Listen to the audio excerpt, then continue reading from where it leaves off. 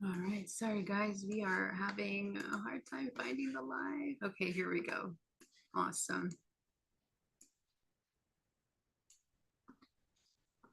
All righty, how's everybody doing? I hope you guys are having an amazing week. I'm going to share this. If you guys are on YouTube, want to share this live, please go ahead and do so. Let me go ahead and create a post.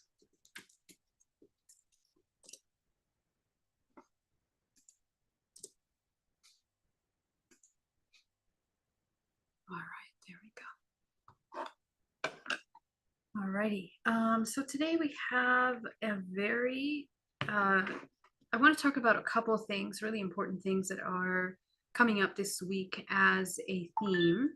And one of those has to do with heart coherence. We're going to talk a little bit about the heart and why it's super important right now to activate the heart chakra and work through that and cultivate that, the enhancement, the alignment with the heart chakra. That's one part.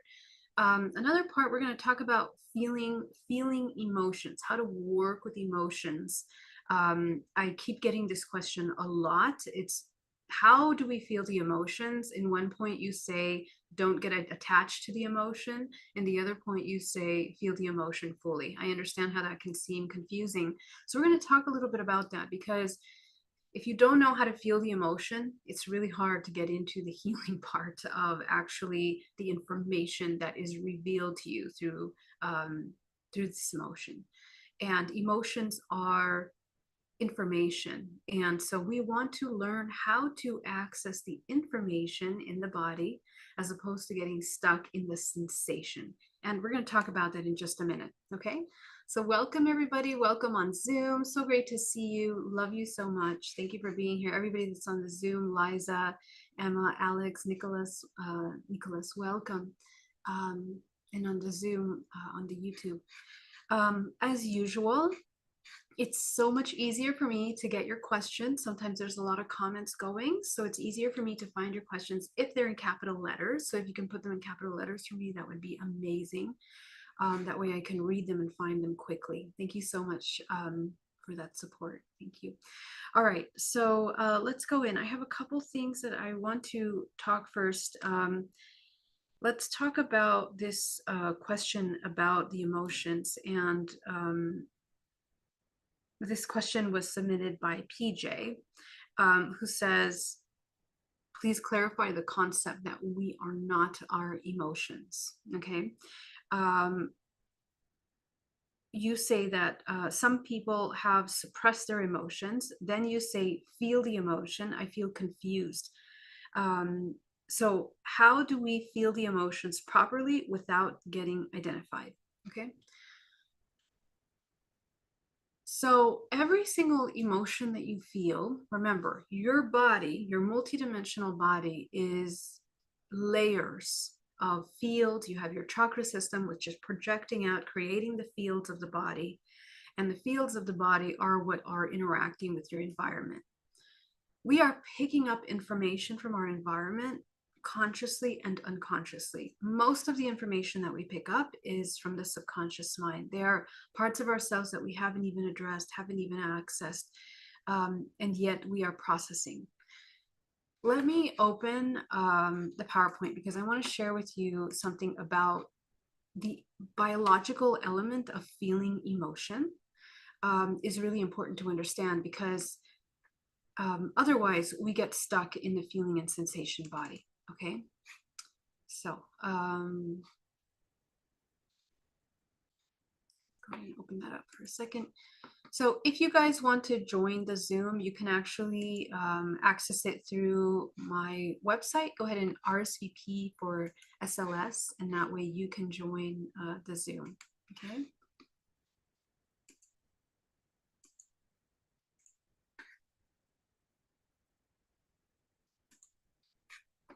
All righty.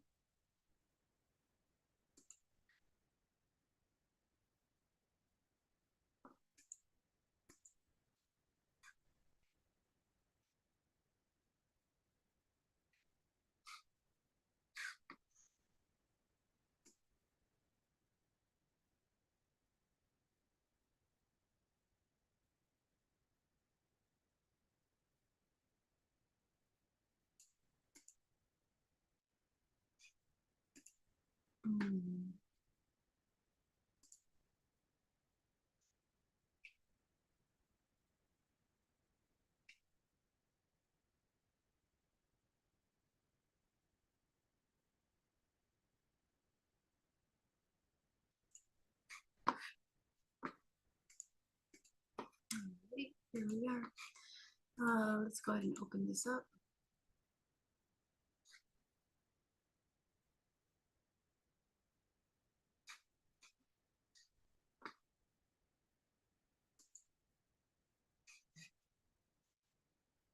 Okay. So let's start with the basic understanding here. Okay. Emotions are multi-layered systems of communication. Every time that we experience an emotion, there are biochemical, bioelectrical, and energetic elements that are responding. Okay? So what does that mean? Every single one of your chakra bodies is oscillating, it is moving, and that oscillation allows you for that chakra to either expand or contract. Whichever one of your chakras is more enlarged than the other, it'll be the one that is most in communication with your environment. It'll be a filter of perception. Okay, so I'm going to start there because if we are in a constant state of survival and fear and anxiety and loss, this is what is communicating. And what happens is that aligned with this chakra, remember that every single one of the chakras is interconnected to different organs in the body. It's connected with the endocrine system. Okay. Whichever one of those organs is more connected with that chakra system is also going to be affected. It's also going to be processing information. So where the area in which you are mostly feeling stagnation, contraction in your body will dictate the vibrational frequency that you're holding and the emotion and where you're storing it in the body. Every single one of your emotions is multi-layered. When you sit with an emotion for an extended amount of time, you begin to feel layers within those emotions. Okay, so you can do that practice right here, right now.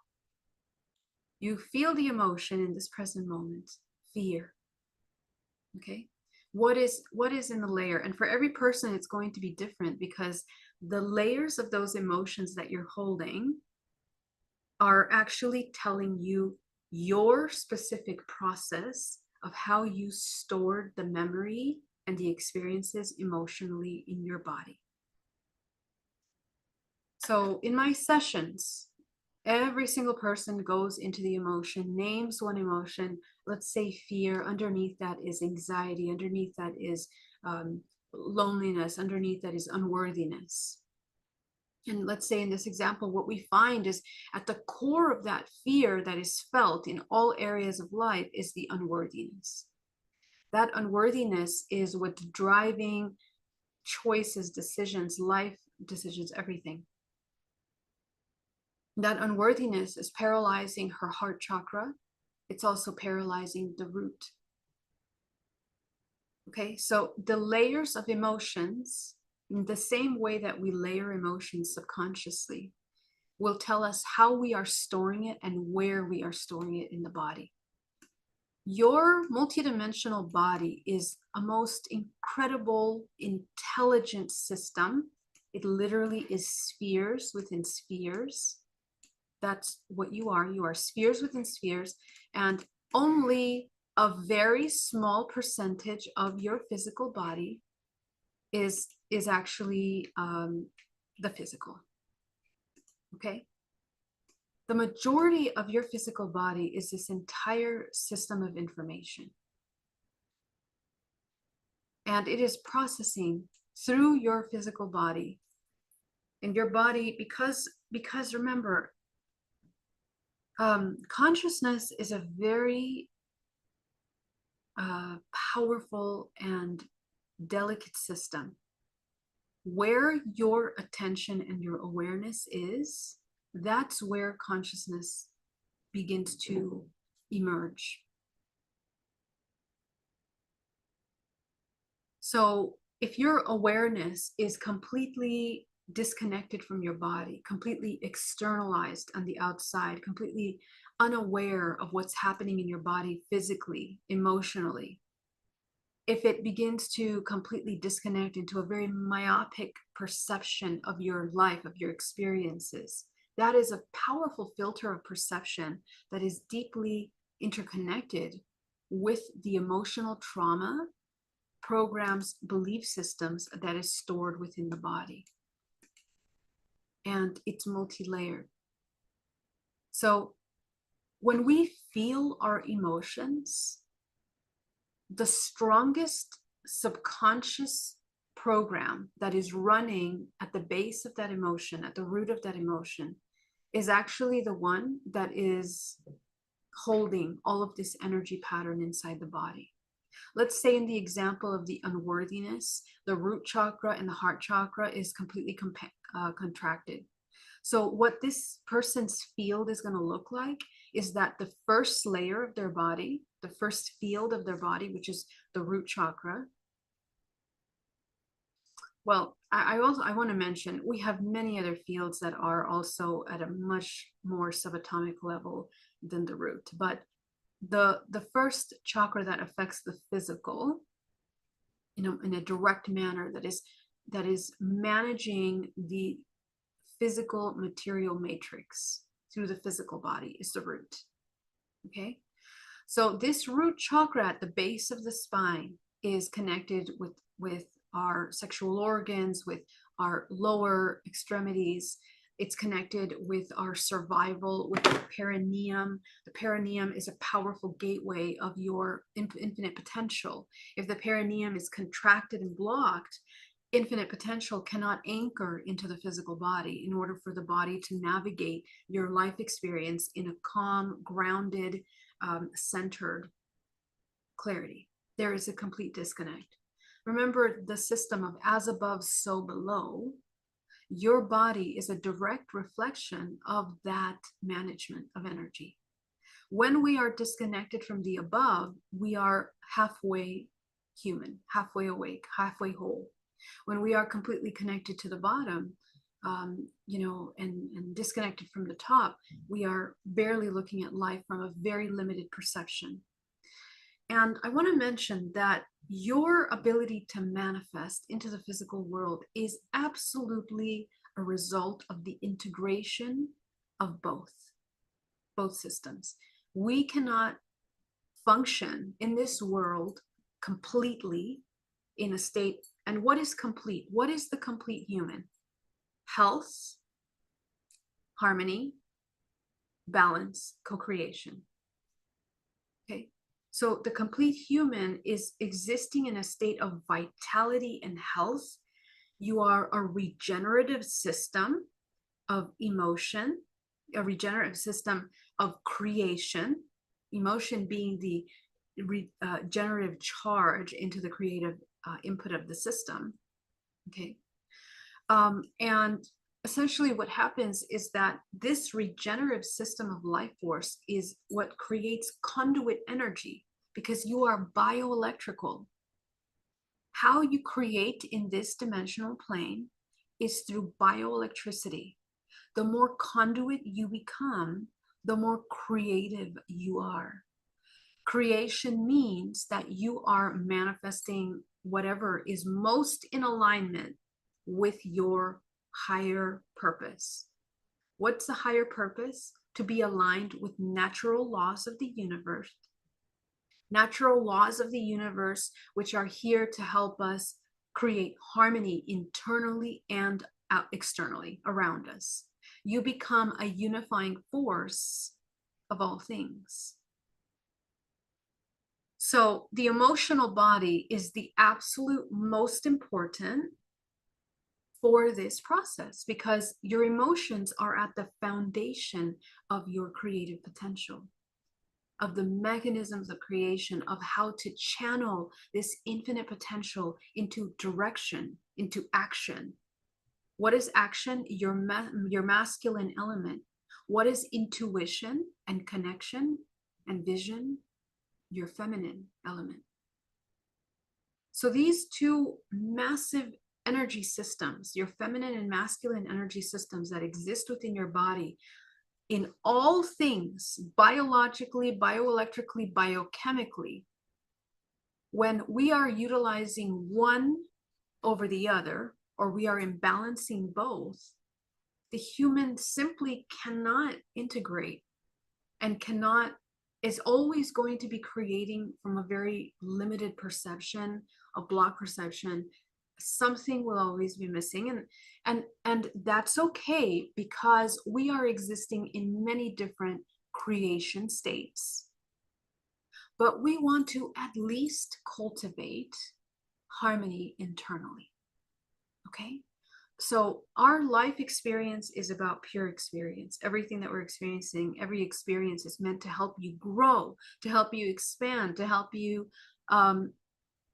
ascend. Every experience is helping you, pushing you through your vibrational frequency into a higher octave of existence and experience. That's naturally, every single organism is moving through this vortex ascension system, and every single moment is a higher octave than the before. That's universal science, universal laws. Every single moment is a higher octave than the before. So you fall asleep, and then you fall out of alignment with this present ascension. You wake up, you come back into alignment with the present ascension. So in the present moment, that's why the present moment is the absolute center of all creation. If we are avoiding the present moment, resisting the present moment, denying the present moment, doing everything possible to not be in the present moment, we are completely disconnected from truth. We are disconnected from nature. We are disconnected from the laws of the universe, which operate through this physical body.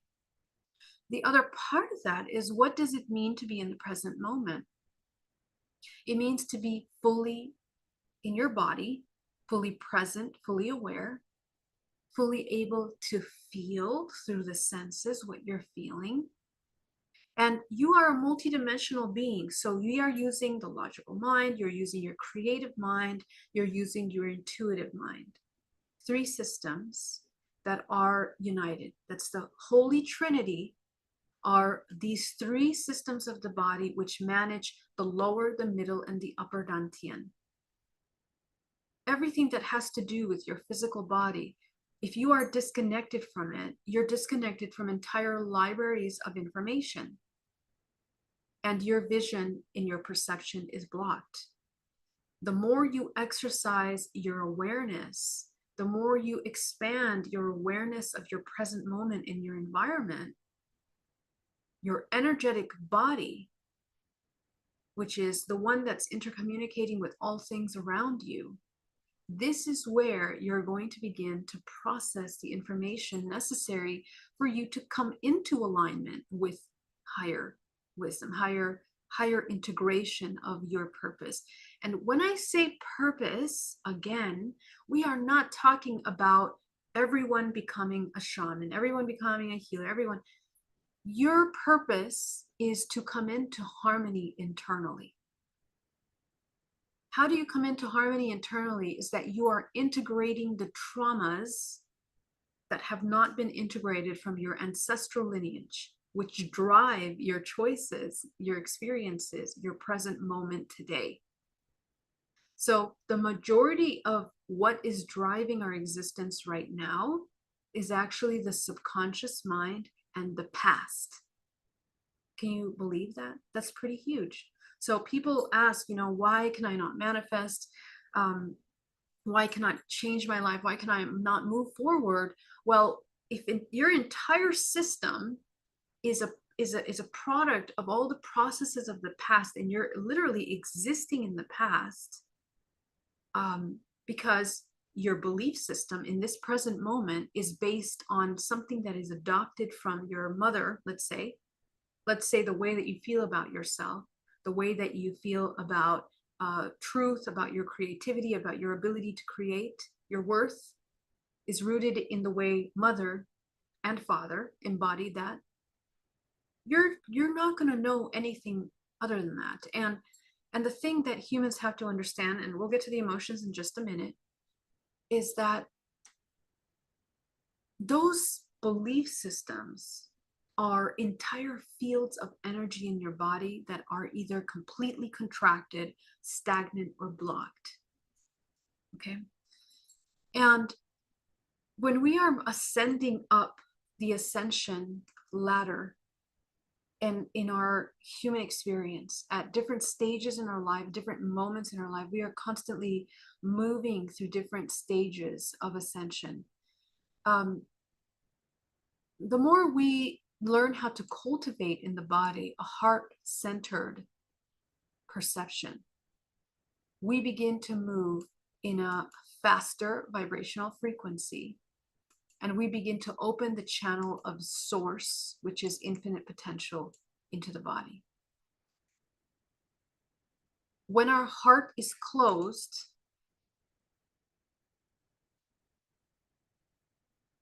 we are completely incapable of seeing the whole picture of things. So in this emotional body work, the question is, how can we open the heart, and what is blocking the heart from coming in to full feeling sensation of the world around us? Okay, so here's what happens. The blockage of the heart center is entangled in the layers of those emotions that you are feeling. Okay, so let me put an example here of these emotions. We have primary, secondary, and tertiary emotion.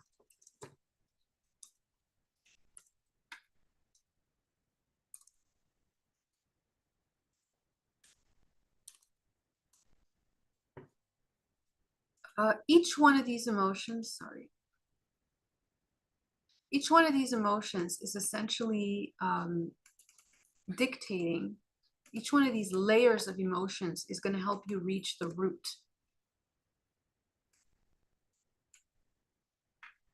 So when you feel an emotion, you're going to first start with the first emotion that will help you understand what you are, what the root has now developed into.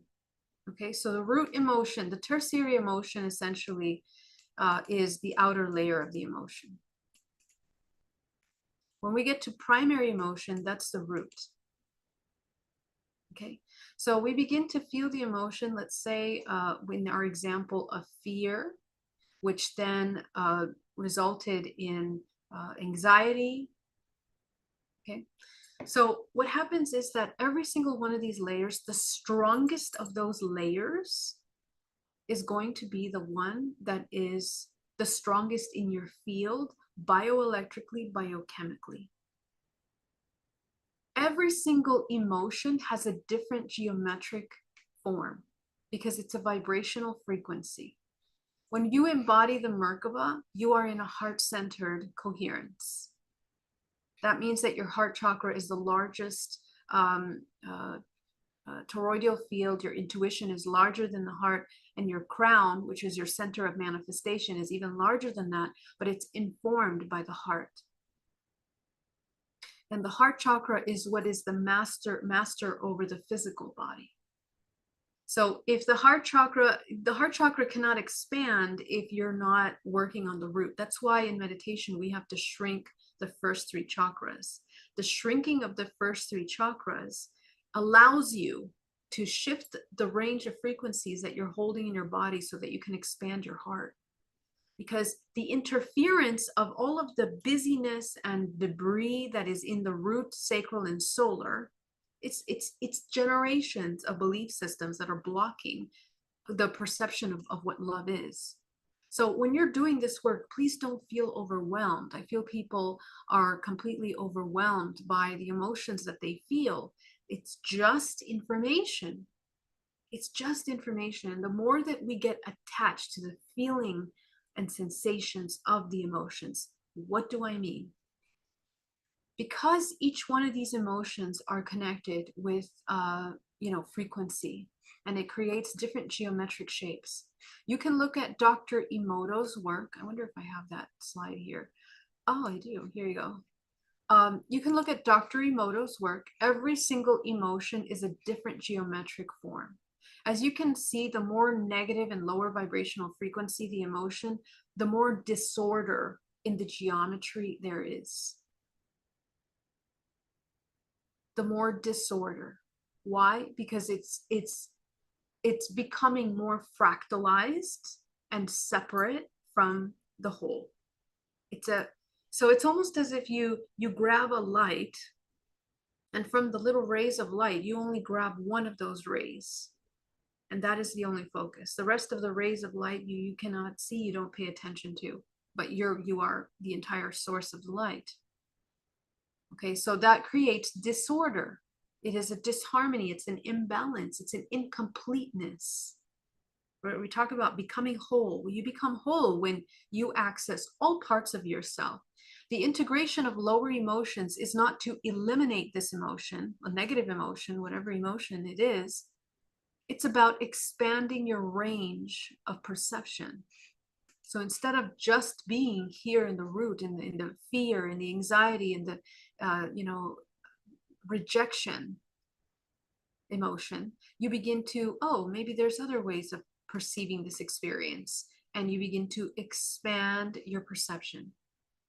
The human body is multidimensional, and what that means is that you can hold all of these frequency ranges in your body simultaneously, just like the universe. The concept of time is not linear, it is multidimensional, and it's simultaneous. It's like a spherical model. To be whole means to be simultaneous with all things. So that concept is so hard for humans because we have been taught to focus on one small thing, and the majority of that is based in survival. That's the most primal part of our existence, which is needed, but it's only one part.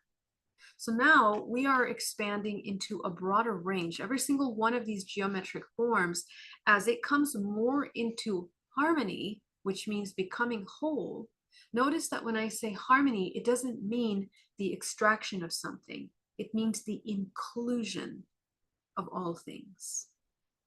Harmony means that you are including all parts of yourself as one.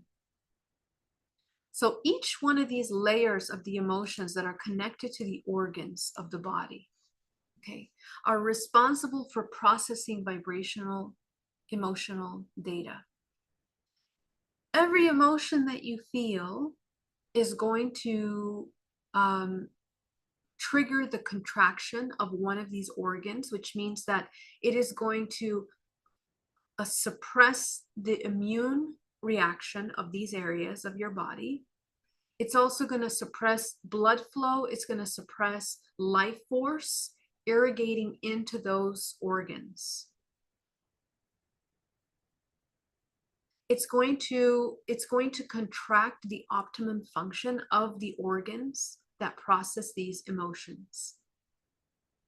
So what happens is that the human becomes, imbalanced.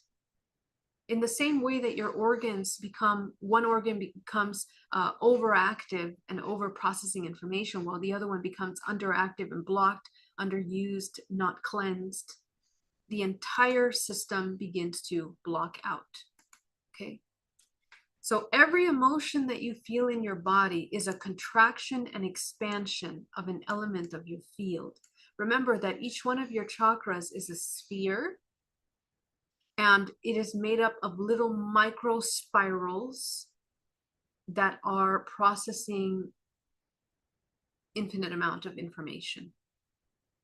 The human mind, the human brain, wherever the attention of the brain is, the attention of the mind is at any given time, it's only going to give attention to that one part.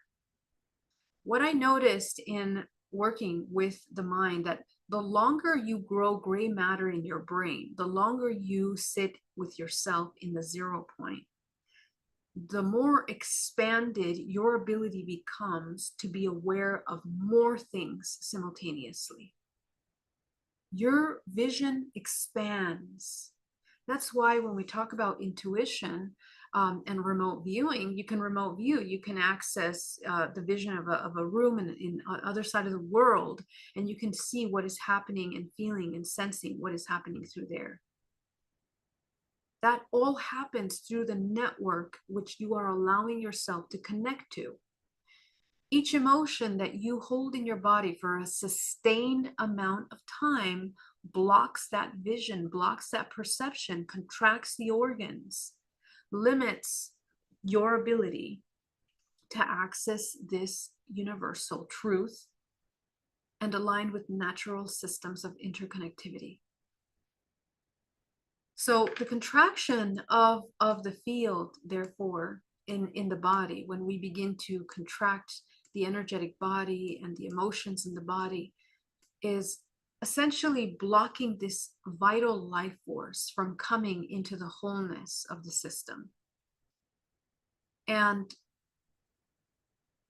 because this system is biochemical, every single one of the emotions of the lower bodies, shame, guilt, grief, fear, angers, these kinds of emotions are creating chemicals in the body, like the cortisol, and they are highly addictive, highly addictive.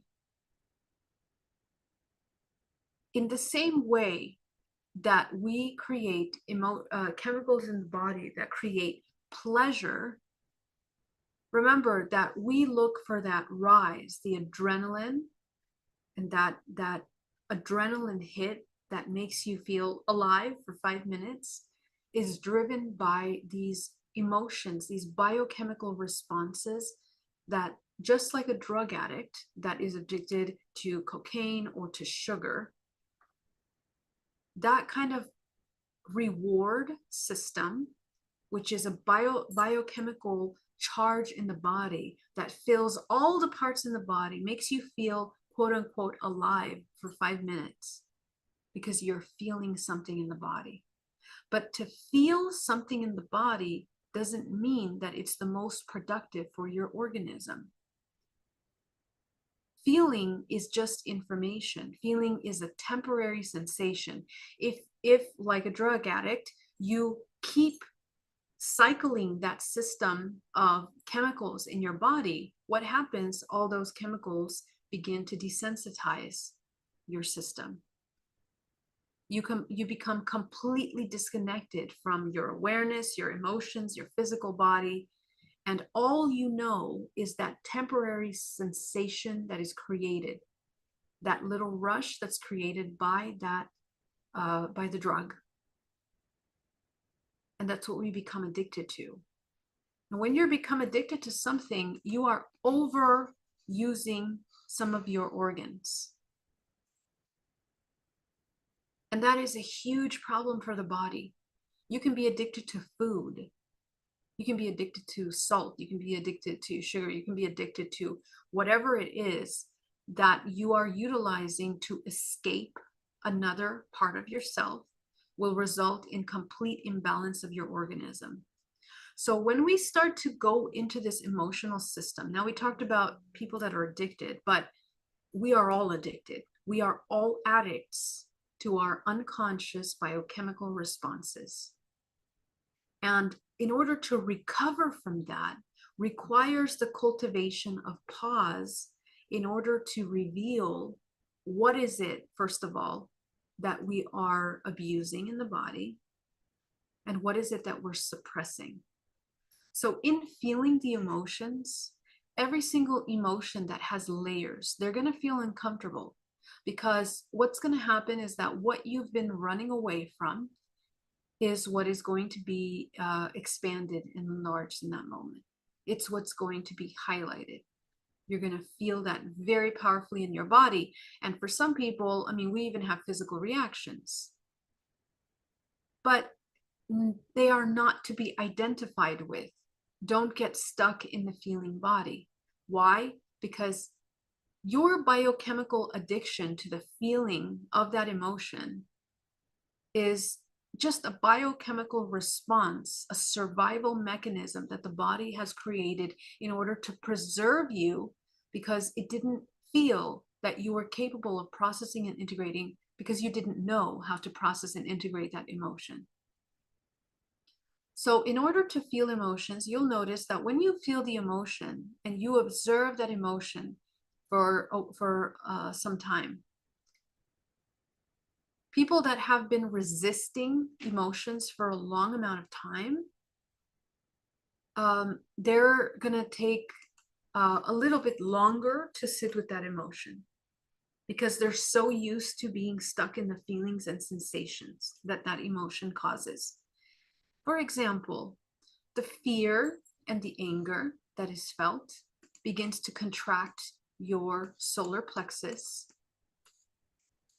and it creates an anxiety and butterflies in your stomach.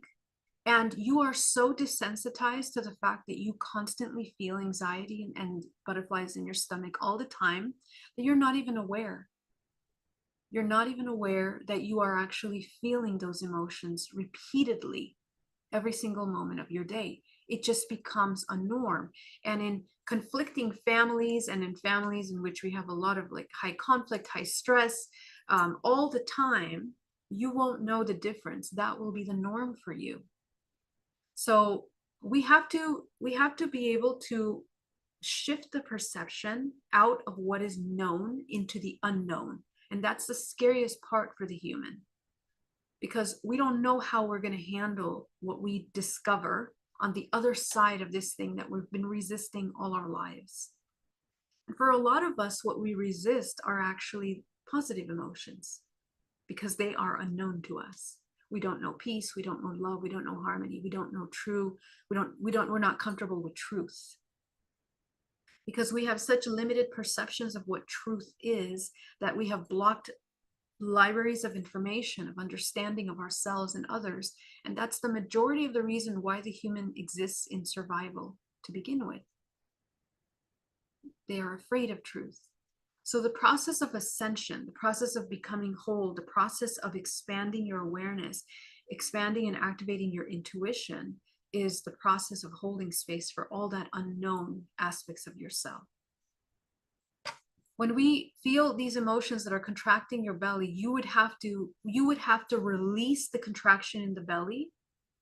And in the contraction of that belly is tied up all kinds of emotions underneath this anger, emotions that you didn't even know. And those emotions will lead you to beliefs. So how do you untangle deep traumatic emotions in your body? That you sit with the emotion and you become aware of what beliefs are tied into each of those emotions. So that's what we're going to practice today in today's meditation. But this is a very powerful practice, and it takes practice. It took me time to do it, because at first I had the same question. And every time I would sit with the emotion, I would be stuck with the emotion, and I would be feeling the anxiety, the anger, and all the thing. The only thing that I would focus on were the memories that were attached to that emotion. Oh, this happened. Oh, that happened. Oh, my goodness. I can't believe this happened. And I was caught. And all I did, instead of observing the emotion in my body in order to really feel it, it went into the logical mind, where I went into the fantasies. And let me clarify what I mean by fantasies. We create all kinds of imagery, ideas, perceptions. Our perception is very limited. Even if you experienced an extremely traumatic experience in childhood, it is still a limited perception, because it is only your perception. In order to heal, transcend, integrate, and expand your perception into truth, is to be able to see the bigger picture outside of yourself. And that is so difficult for many people, because we are very used to being victimized in our experiences, and we feel that we have to be separate from the abuser or the person that caused us the pain or triggered the pain in our body. We want to separate ourselves from them. We want to reject them. We don't want to be like them. Well, guess what? when you begin to untangle the layers of these emotions, if this experience happened to you as a child, you're probably replaying the exact same root emotions that triggered the abuser to do that to us in your current life now as an adult. You are repeating the same belief system that drove the person to create the abusive behavior in you as a child. That's what you picked on. That's what you absorbed in your body. Why? Because human nature and the way that we function emotionally, it's a science. There is an architecture to the way that we hold and store vibrational emotional information inside the body. It's not a random thing. It's not really an overly complicated thing. When the human feels disconnected, lonely, and separate, they will drive, their intention in their life will be driven towards connection in whatever means possible, because it's a subconscious part of the human body, psychology, existence, nature, universal natural law that is encoded within the physical body of that human to come back to unity. But because of the nature of how they were raised, their experiences, programming, emotions, and the way they learned how to experience the unknown or not experience the unknown, completely block them from being able to see anything other than that one perception. So to heal means to become whole, which means to expand your perception into the wholeness of what actually is. So in the process of feeling these emotions, instead of getting stuck in the illusions and the ideas that we created around the experience, because they are temporary memories. They are memories that are stuck in our subconscious mind. They have become energy focal points again that we keep going back to. Okay, so let's say this is the encoded trauma that the child experienced, and it becomes a reference point. So we talked about this, I believe, last week. The human keeps coming back to that because the charge of this is so heavy in the body. It has contracted the organs in the body, it has contracted blood flow, immune system function of the body, bioelectrical charge, which means it can't go up to its intuition. It can't come into this conduit state of being. Okay, so what happens is that life force completely blocked from coming into this body. There is not enough movement inside of this body in which it can operate in an optimum state of co-creation. Sorry guys, this window's all funny. So what happens when the human body does this over a sustained amount of time is that we create disease in the body. Okay. And more importantly, the human becomes completely blocked from the wholeness of itself. And because these emotions that are tied here in all of these different elements of themselves, it becomes a reference point, and that belief turns into their personality, their survival mechanisms, so on and so forth.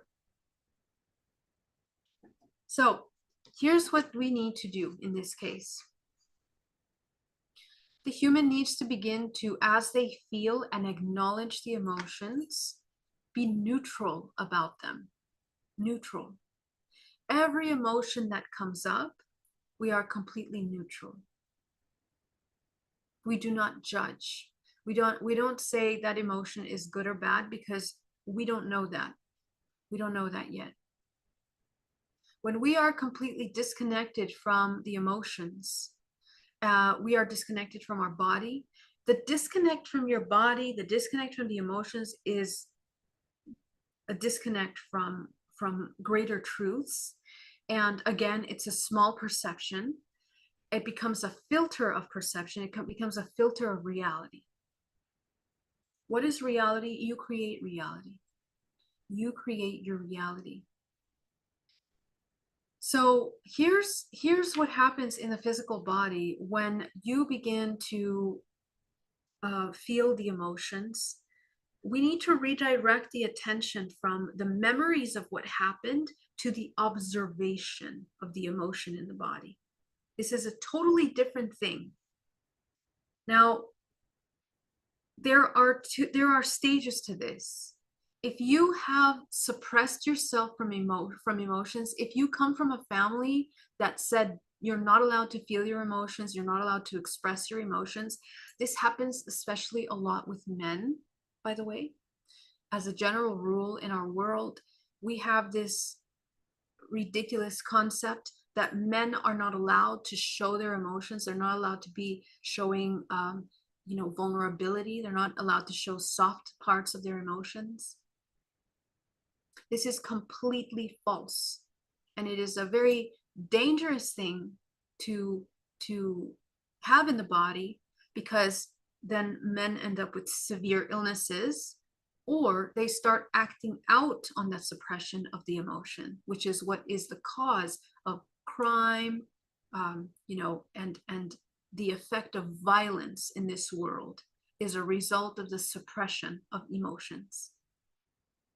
Everything that we have contracted, and religion has played a huge role in world history in creating very powerful belief systems around the suppressions of certain elements of ourselves.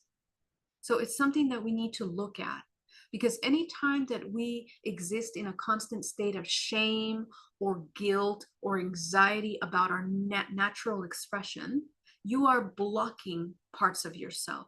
And guaranteed, you cannot have health in a body that is blocking any element of yourself.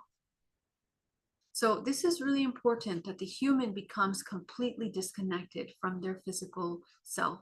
So in my sessions with my clients, I have clients that come to me, and when we say, what emotion are you feeling?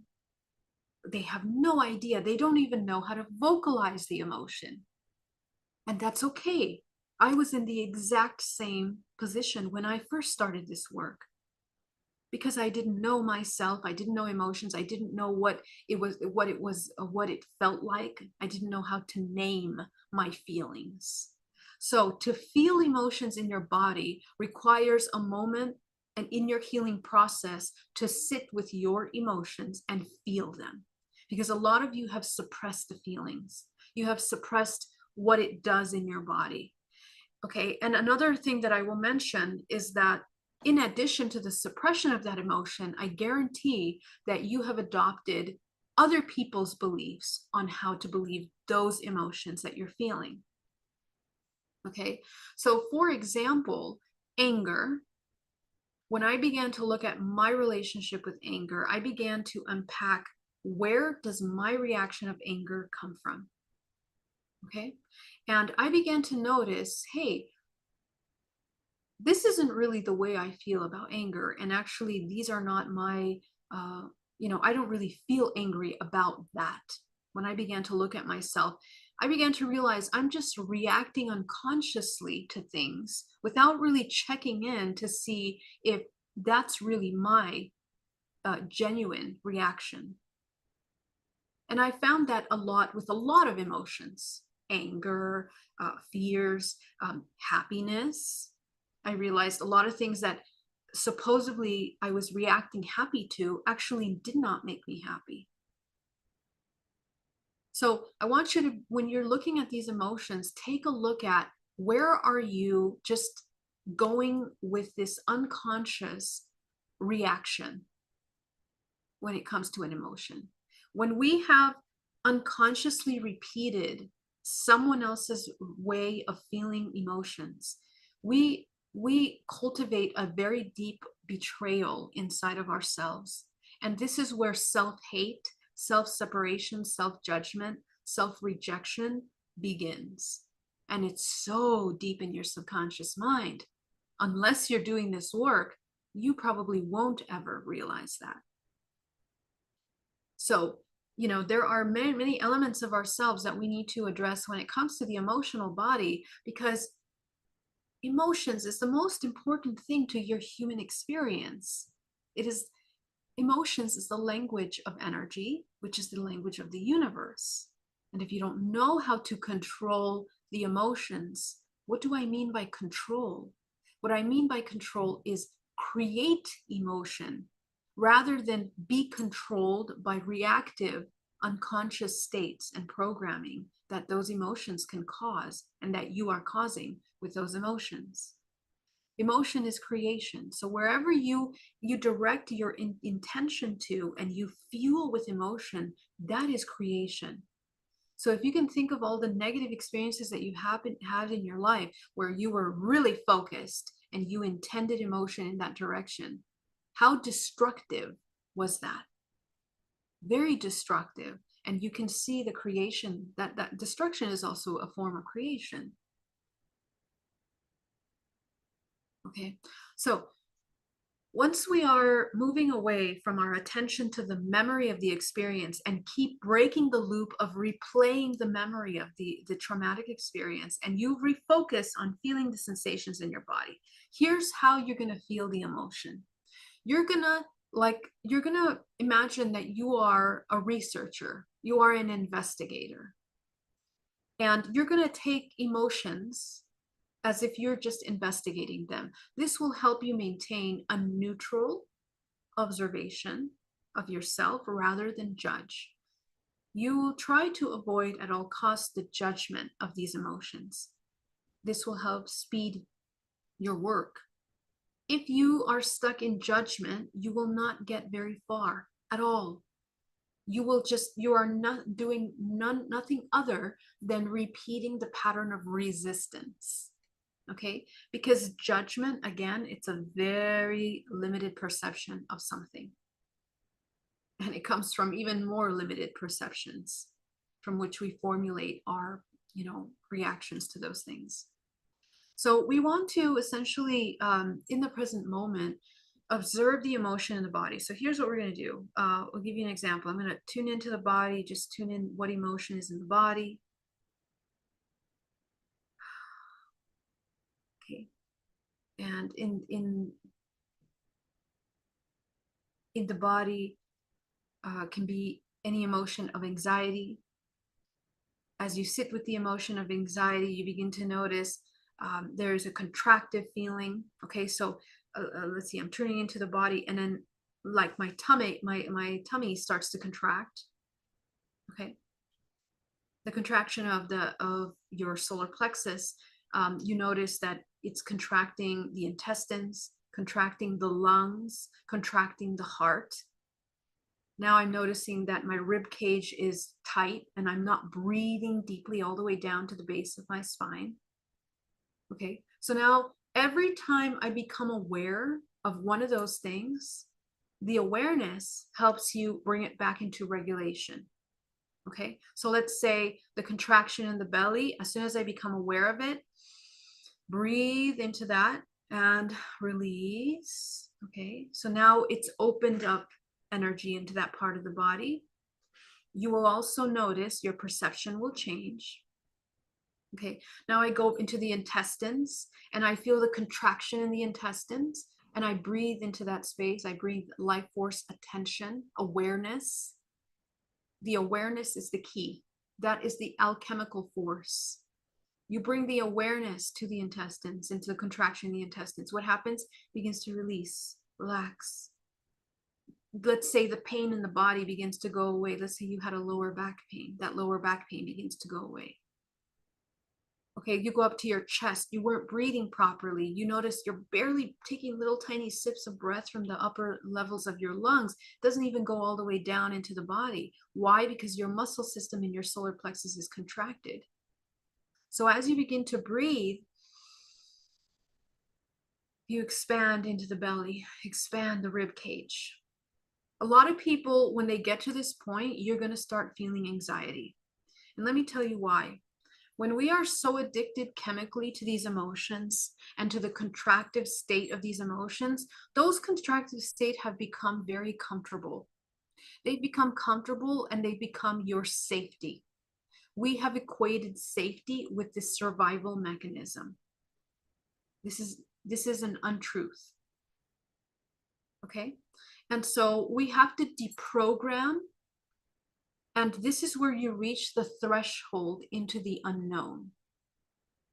But what lies on the other side of this little intense moment is freedom, freedom, freedom, and co-creation. So, and humans are not familiar with freedom. We are not familiar at all with freedom. If we're not familiar with peace, you can forget about freedom.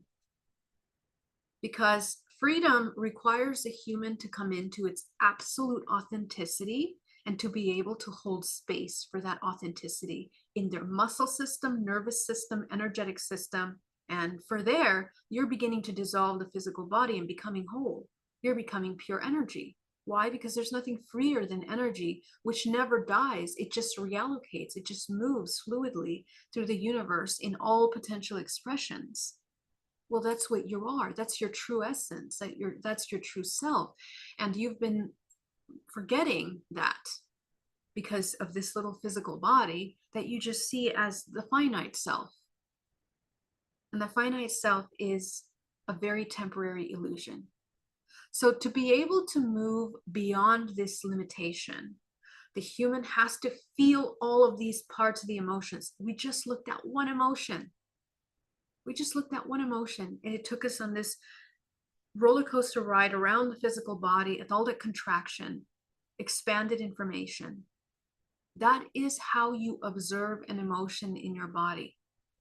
You allow yourself to feel, but really feel. There's a difference between feel and observe an emotion and resist an emotion. When you resist an emotion, you're stuck in the memory of the emotion, not in the feeling of the emotion. Okay, so here's another thing that happens is that when the emotions are extremely intense, they will physically take over your body. And that can also be very scary. It can be scary because you're going to feel like, oh my God, I've been holding up so much that I don't know what I'm going to do. I'm going to explode. I'm going to break something. This is why they do have therapies for people that are holding anger to release it in breaking something. And sometimes that can help. When I first started the work, I had to go out into a field and scream for many weekends before I started getting into the real core of those emotions. Before I built actually the strength to get into those core emotions. The suppression of emotions makes us weak, bioelectrically weak. The charges that we can hold in the body are too low, too slow. They block you. We cultivate strength. Strength means expansion of the ability of processing vibrational frequency to the body. That's true strength. Okay, strength is the ability to be able to you do strength and weightlifting and straining, that resistance, that tension that you're creating in your muscle system to build mass. That mass holds impact, weight, hit, it processes information more. So in the same way, the cultivation of stillness allows you to grow gray matter in your brain, which allows you to process broader ranges of emotion from a neutral perspective. So, your system is so amazing. As you grow gray matter in your brain and it starts to develop down the spine, you become more of a conduit. Being a conduit, this bioelectrical system of energy and information allows you to move through this physical body, different ranges of vibrational frequency, and therefore be able to feel many emotions, all the emotions. Until you can allow yourself to feel all your emotions fully, you are not free. You are completely bound to the emotion that is the strongest in your subconscious mind that you have been repeating since the womb. And guess what? Generationally, ancestrally. Because you have incarnated into this timeline to transcend the limitations of your entire ancestral lineage. That's how powerful you are. That's how, and every single person is equipped to transcend the trauma that they are born into. No matter what the trauma is, murders, deaths, rapes, pain, suffering, death, wars, killing, violence. You are designed in the stars, in the universe, to channel this infinite potential into this physical body. And you will, and you have the wisdom within you. You activate the soul DNA through the morphogenetic field, which activates your true self.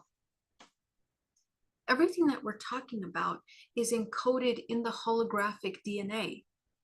Your emotional body, your feeling body, the memories that you're accessing through the body are all inside of the morphogenetic field. The field of vibrational frequency, which is outside of your physical body, around you. It's everything. Everything is your morphogenetic field.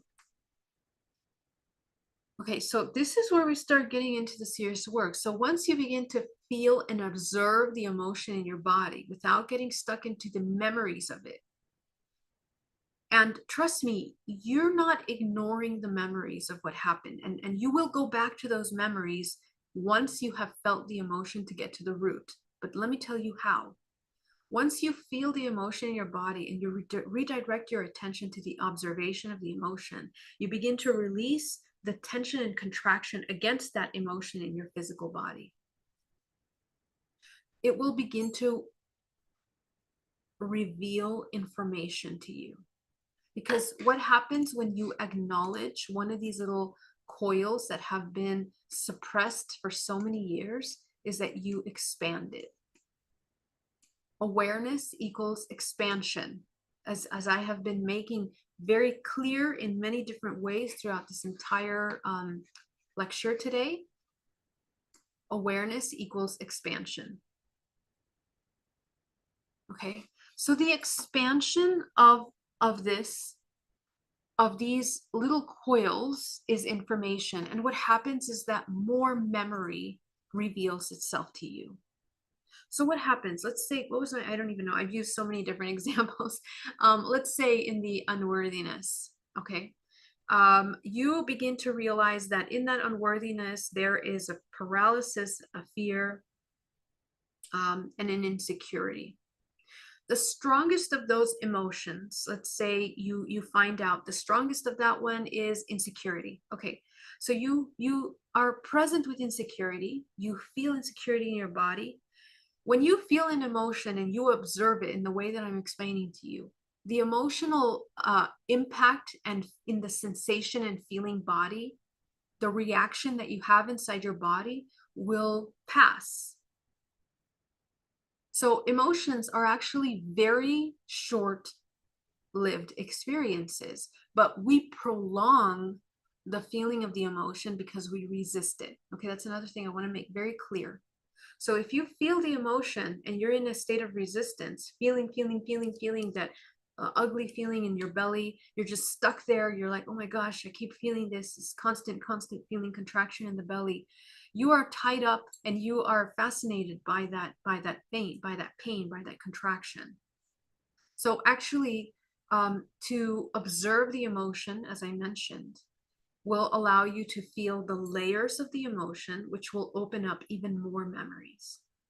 So as you observe the emotion and this emotion begins to dissipate, what you'll notice is that, okay, that was done. So an emotion that you've been resisting for 20 years, you were actually able to process in, let's say, worst case scenario, 15 minutes, half an hour. Let's say you stood with that emotion for half an hour. You sat with it. Something that you've been resisting your entire life can be alchemized in half an hour. Maximum, okay? Really, it's in minutes. So as you are feeling that emotion in minutes, and you acknowledge these sub-emotions, they will take you into more memories. And what I have discovered is that I was able to recover the memory of my entire childhood. And so can you if you want to do that work. Every single emotion will uncover more suppressed memories. This is the real activation of DNA. Anybody that tells you they're going to activate your DNA by saying words or something around you, no.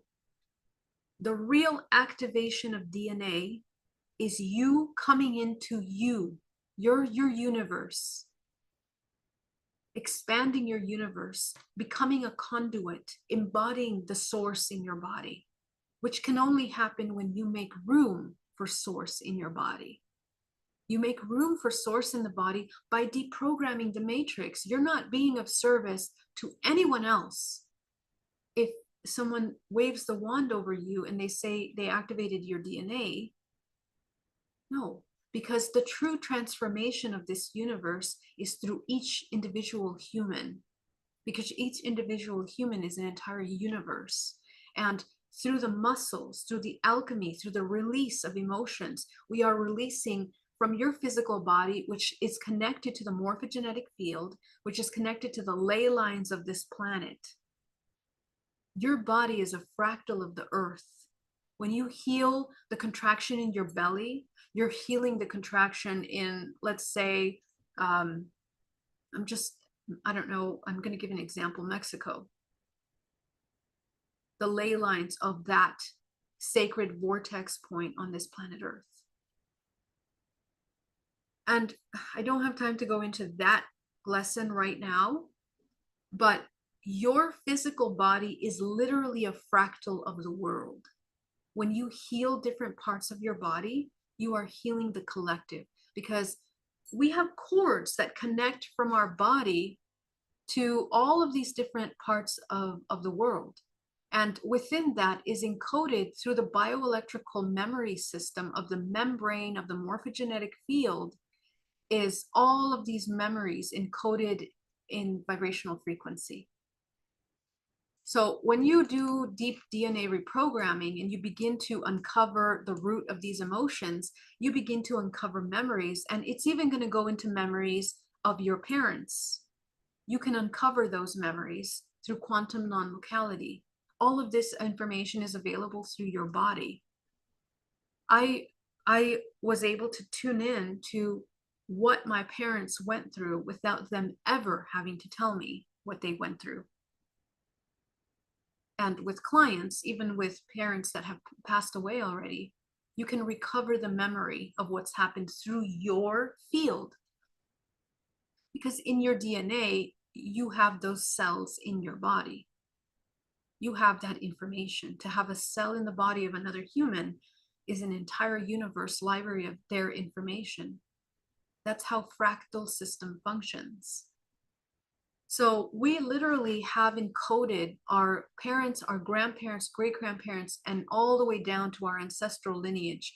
Wherever in the world they have lived, they were a part of the ecosystem. The emotional ecosystem of this world is part of the bioelectrical harmonious balance of this world.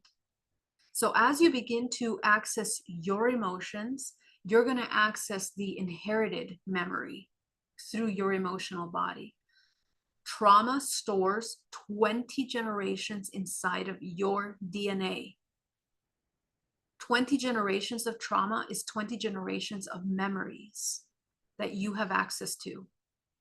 It's through the Akashic record that we get to access this information. The Akashic is the morphogenetic field. It is the field that interconnects you to the layers of the world. And time does not exist in this model. Time is simultaneous. We can literally access all of these memories through the body. Okay? So when we are holding on to these emotions here, remember the majority of the trauma is the repetition of these old repeated programs. Okay? So what happens then when we are feeling these emotions at this depth? Once you get to the root emotion, you will notice the programming, okay? So as you mentioned, feelings, memories, then we get to programming, okay? What we reveal is our programs. As I mentioned, every single emotion has attached programs to it. Okay, so the programs that begin to become revealed are essentially the way that we operate in this world, that we navigate the world. They dictate how we feel about ourselves, how we make choices about the things that are happening outside of us. That's really huge. So the programming means to end those repetitive patterns. That's what deprogramming means. To deprogram in the physical body is to activate the bioelectricity of the heart. All we are doing with these emotions is we are alchemizing them. Once you notice the programming as being a false programming based in fear, which is a limited perception, and you begin to put yourself in the shoes of the abuser, the shoes of your society, shoes of the community, shoes of the social engineering that happened, begin to go back to some of the roots of this entire system of the matrix. Now you begin to reveal much larger truths, and the more expansive your perception of us as a human race will become. This is where you start to become aware of your interdimensionality, your alien fractals of yourself, alien consciousness, angelic elements of yourself, higher self elements, all of which are higher self elements of yourself. Okay, so this is where you begin to reveal your superpowers, your abilities, your gifts. In the trauma, in the suppression of these emotions, you reveal your gifts. As you feel the emotion and you begin to deprogram the programs, you will begin to ask, well, what is true?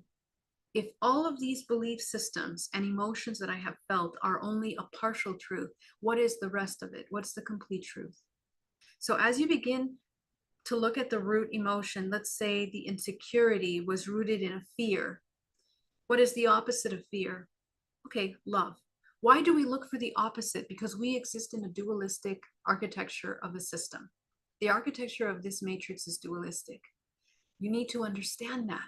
We are constantly only choosing between fear and love, life and death.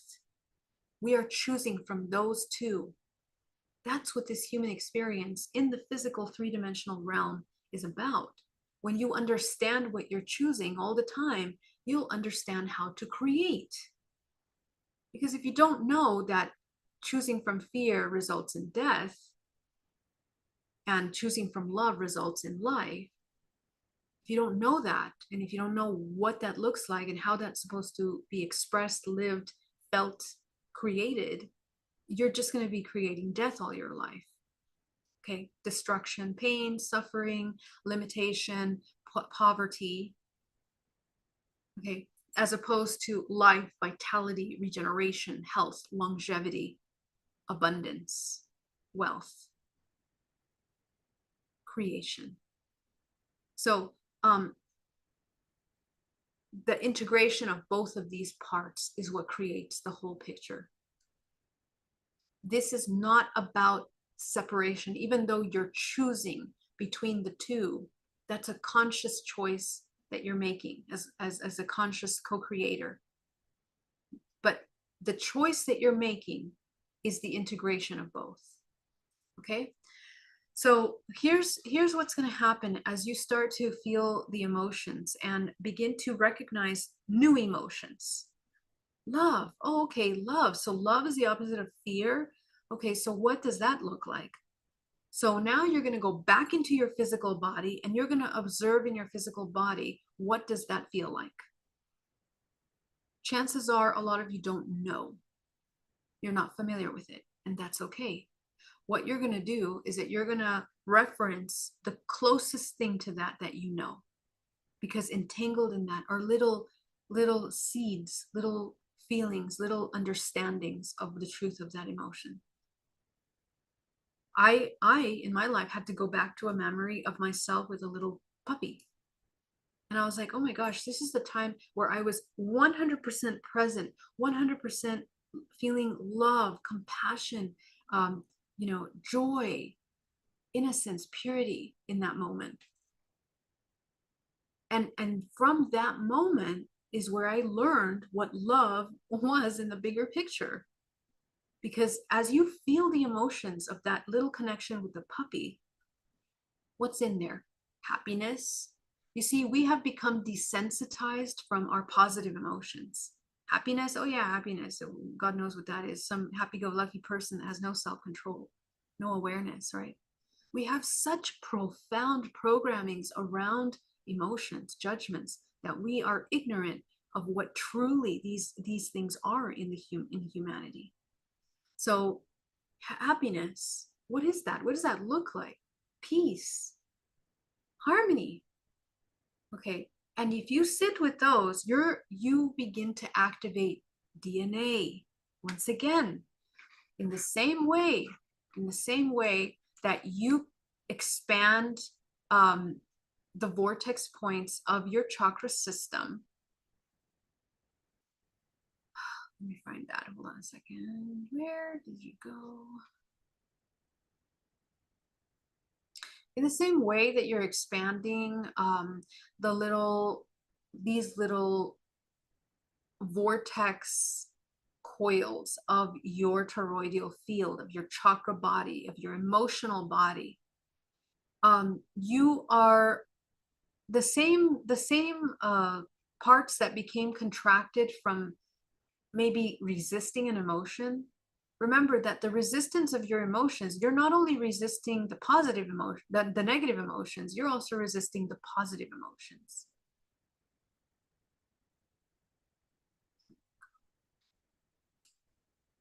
That slide has disappeared on us. Oh, here it is. Okay. So the contraction of a certain emotion, my loves, here. So in the contraction, and here's the important part. Because everything is dualistic, in the same emotion that you have contracted to resist feeling pain, feeling fear, feeling unworthy, because it's dualistic, and because each one of these little coils is dualistic as well, as I mentioned many times in my lectures, you are also blocking the positive emotion that is the alchemical match to the low emotion. Okay, so if you are in a constant state of shame,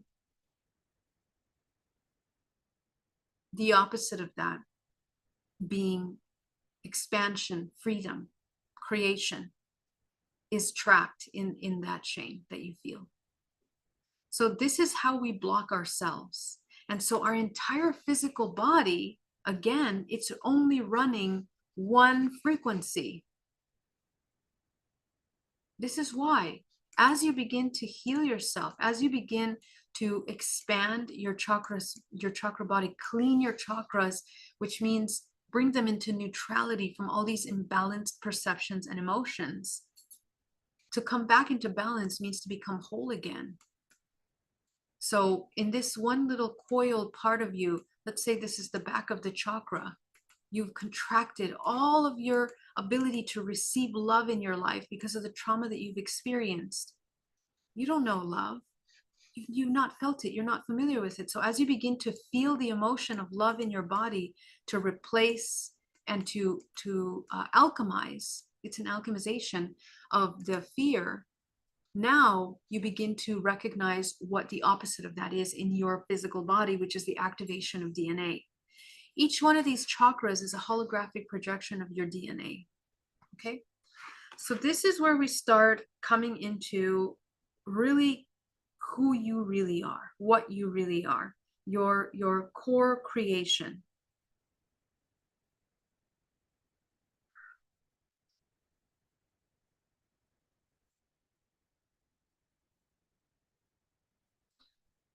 Okay, so let's take a look at what that looks like in the physical body, is that we open up the systems, the flows of life force, and we begin to move life force fluidly through the body. You begin to expand the points of contraction in your body. Every single belief system, every emotion, traps, pain, limitation, contraction inside the body.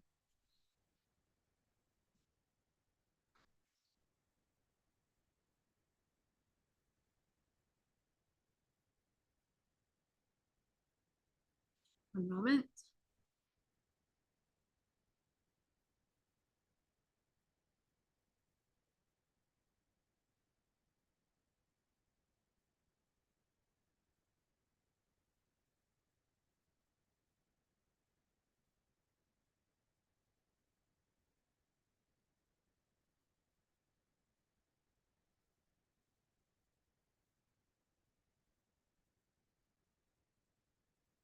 All right, guys. So let me open the chat for questions. Okay, I'm gonna pause here and we're gonna go into some questions because I know we went through a lot right now, and I'll be so happy to answer whatever questions. Let me go ahead. Oh, Andrea, thank you so much for that super chat. You're amazing. Thank you. Your super chats really help me maintain this in as much free content, and let me do so much creative fun stuff here. So I'm so grateful. Thank you. All right, let's go into the question. We have a lot of questions actually, and I'm going to try to get to all of them. Okay, guys. Laura Light says, hi, I don't recognize the fat on my tummy as mine or understand why I have no money in my bank account. I feel disassociated from it all and don't know why it's happening or why I have it or don't have it. Okay, well, I really hope that what I explained a little earlier kind of helped shed some light on that. Because again,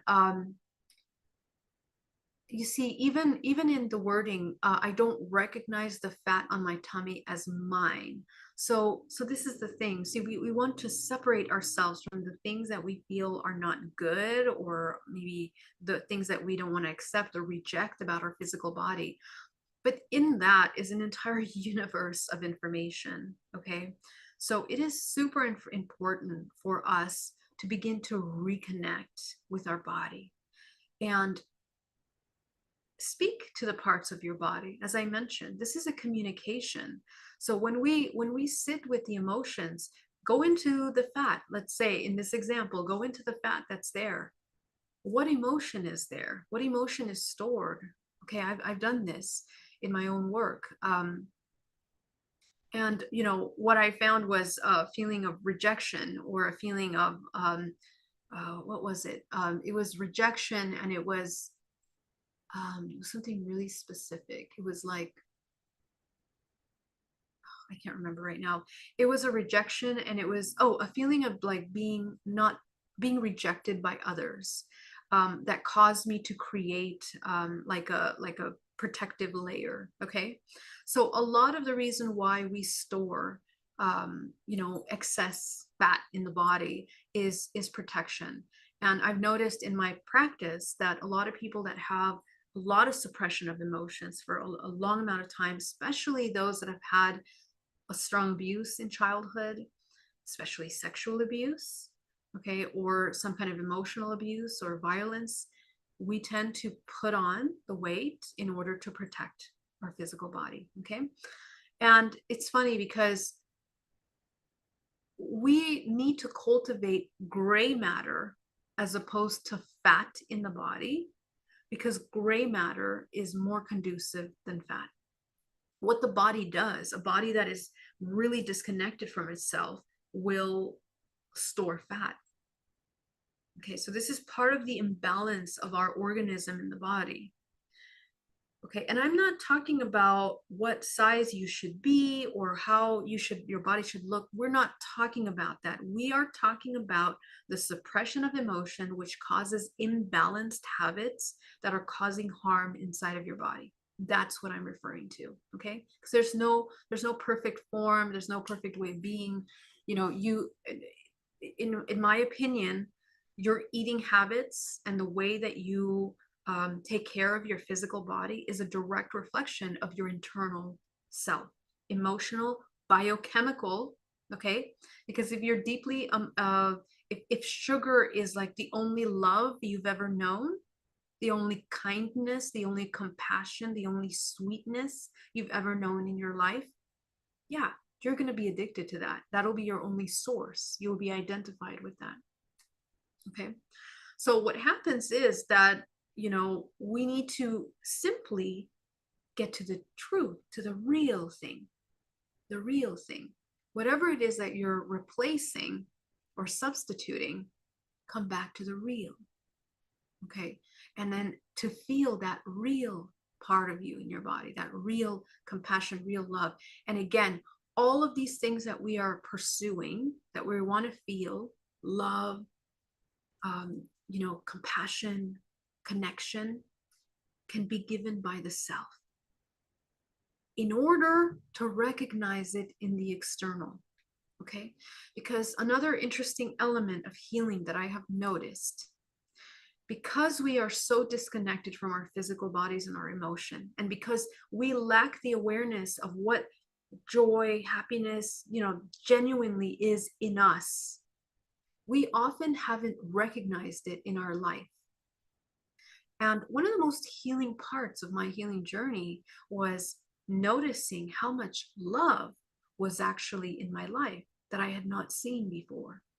I didn't even realize, that I took for granted, that I didn't even know existed. Okay, because my filter of perception was pain, sorrow, loneliness, whatever else was the program. Okay. And you look back and you begin to say, hey, there was so much love there. There was love everywhere. I was loved, but I just didn't know. I didn't recognize it. I didn't see it. Okay, so that's when you begin to expand your vision again. And a lot of these parts of ourselves, whether it's the fat in the tummy, it can go away or we can become okay with it. The most important thing is that you no longer reject any part of you, whether it's the one that is able to go out and do the creative thing you want and take risks, doing what you love in order to find your wealth, your abundance in your life, or whether it's, you know, what you're going to do with your body in order to feel healthy and thrive.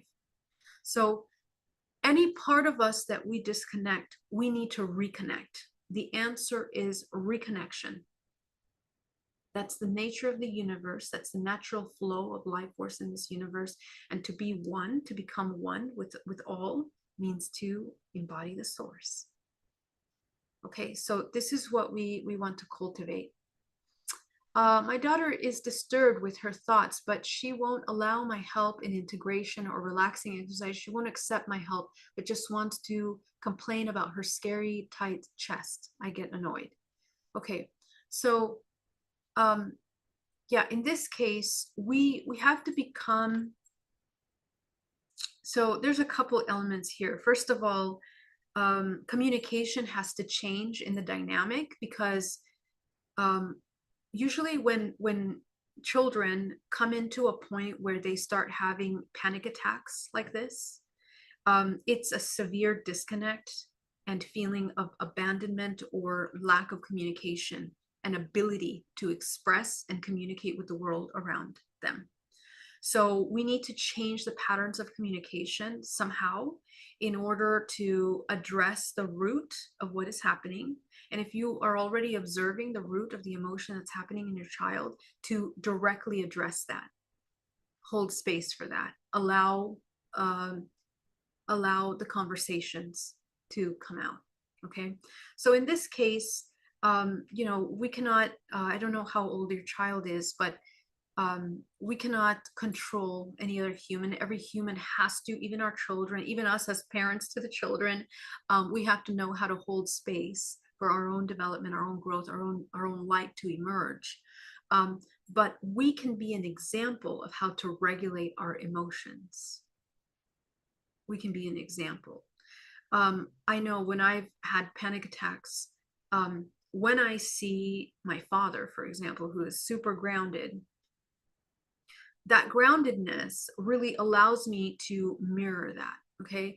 And in child psychology and in child regulation, when the child, you breathe with the child to begin to regulate the heartbeat. Okay. You come into coherence, and the child, and this is, you know, when you're holding babies and you come into a very grounded state energetically and emotionally, you begin to come into coherence, expanding the heart chakra. The child comes into coherence with you. So in order to affect those that we love, we have to be an example. And our field will create that example. It will create that coherence. Okay. So come into that coherence. Moon Glow, thank you so much for that amazing super chat. Love you. Thank you so much. That's so generous of you. I hope, Laura, this helps answer. Okay. I know that there's more that we can discuss on that. Maria, how to keep energy flow during winter when it's cold outside? Should I make going for a walk priority? How important is it to go outside for energetic hygiene? Yes, always very important to go outside. I'm not sure where you live. You might live somewhere where it's negative 20 degrees and it's snowing every day. Yeah, I think it's really important to cultivate heat inside of the body and learn how to cultivate heat inside of the body.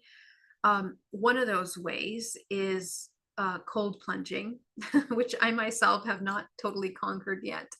But another way is working with our minds and our programs around, you know, the cold. That has really helped. And producing heat in the triple burner of the body. If you can tune into some qigong. Oftentimes when we are too yin or we have an imbalance in our energy, this also affects psychologically the divine feminine, how we hold our feminine energy. It can cause us, and this is for both men and women, not just women, feminine energy in any sex. The way that you hold that energy can cause an imbalance in how you are holding chemically your body, the heat in your body. Okay. So if you're too yin and you are releasing and depleting a lot of your life force emotionally, energetically, this can really cause you to not be able to sustain that conductivity in your body to produce heat. Okay, and that also affects your blood. It affects, you know, iron production, vitality, immune system function in the body. So remember, these are all very interconnected systems. So your question can actually be quite complex and quite deep. It might have to do a lot with how you're holding your emotional and you know, dualistic energies within you. So try to take a look at that. I tend to find a strong connection between people that have sensitivity to the weather, to cold, and the connection with the divine internal mother within, the divine feminine. How do they hold that energy? Is there fear around their intuition, around that connection? Okay, so take a look at that and see if that is something that needs to be addressed. But obviously, you know, going into nature is super important. Connecting with nature is important. And the healing of the divine feminine in us is the healing of our relationship with Mother Earth and nature. So the more we heal the mother, the more we feel safe in nature. We're more connected to nature. So that's really important. Energetic hygiene daily is super important. Inga says, at night, sometimes I hear sounds coming from outside. I guess it's sound frequency weapon is on. That I don't know, Inga. I don't know where you live or what's happening there, but yeah, I think there are always different frequencies going on. It's important to, in your home, maintain your energetic space and also the space of your home. Okay, I'll do a live on that specifically at some other time. I've been having a lot of questions about that, but we need to ground our home and we need to fill our home with golden light, neutral light, the highest healing light. And surround our house with a bubble, in the same way that you have your energetic field.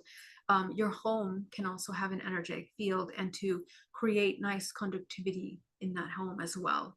Okay, so keeping it super clean, keeping it open energetically, grounding the house will change the vibrational frequency of the house and how you hold space in the home. So anytime we start to feel something external that is unknown, and we start to feel unsafe in our home, we're grounding that vibrational frequency in our living space. And that's not good for you psychologically, emotionally, or even your home energetically. We have to remember that we create everything, and to anchor that awareness into your life, into your living experience in the present moment, is really important. Okay, so that's something that you really want to anchor into. Okay, so you own your home, your space, and own the energy in that space. You create what you want it to be. And this is true for intruders, energetic intruders, interdimensionals, entities, attachments, energies that are external, EMF waves. You get to own your space, and you get to decide what affects your physical body in any way. So mind over the matter. Okay, so you get to decide how your body is going to react to those things. Thank you for that question.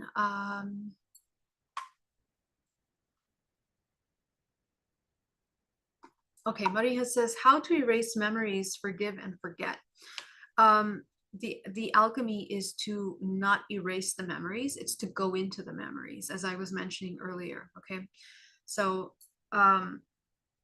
once you begin to uncover more of the memories, you're going to want to go to the memory, and you're going to want to see yourself in the memory. As you sit with yourself in the memory, I want you to tune into the emotions that you were feeling in that moment in the memory.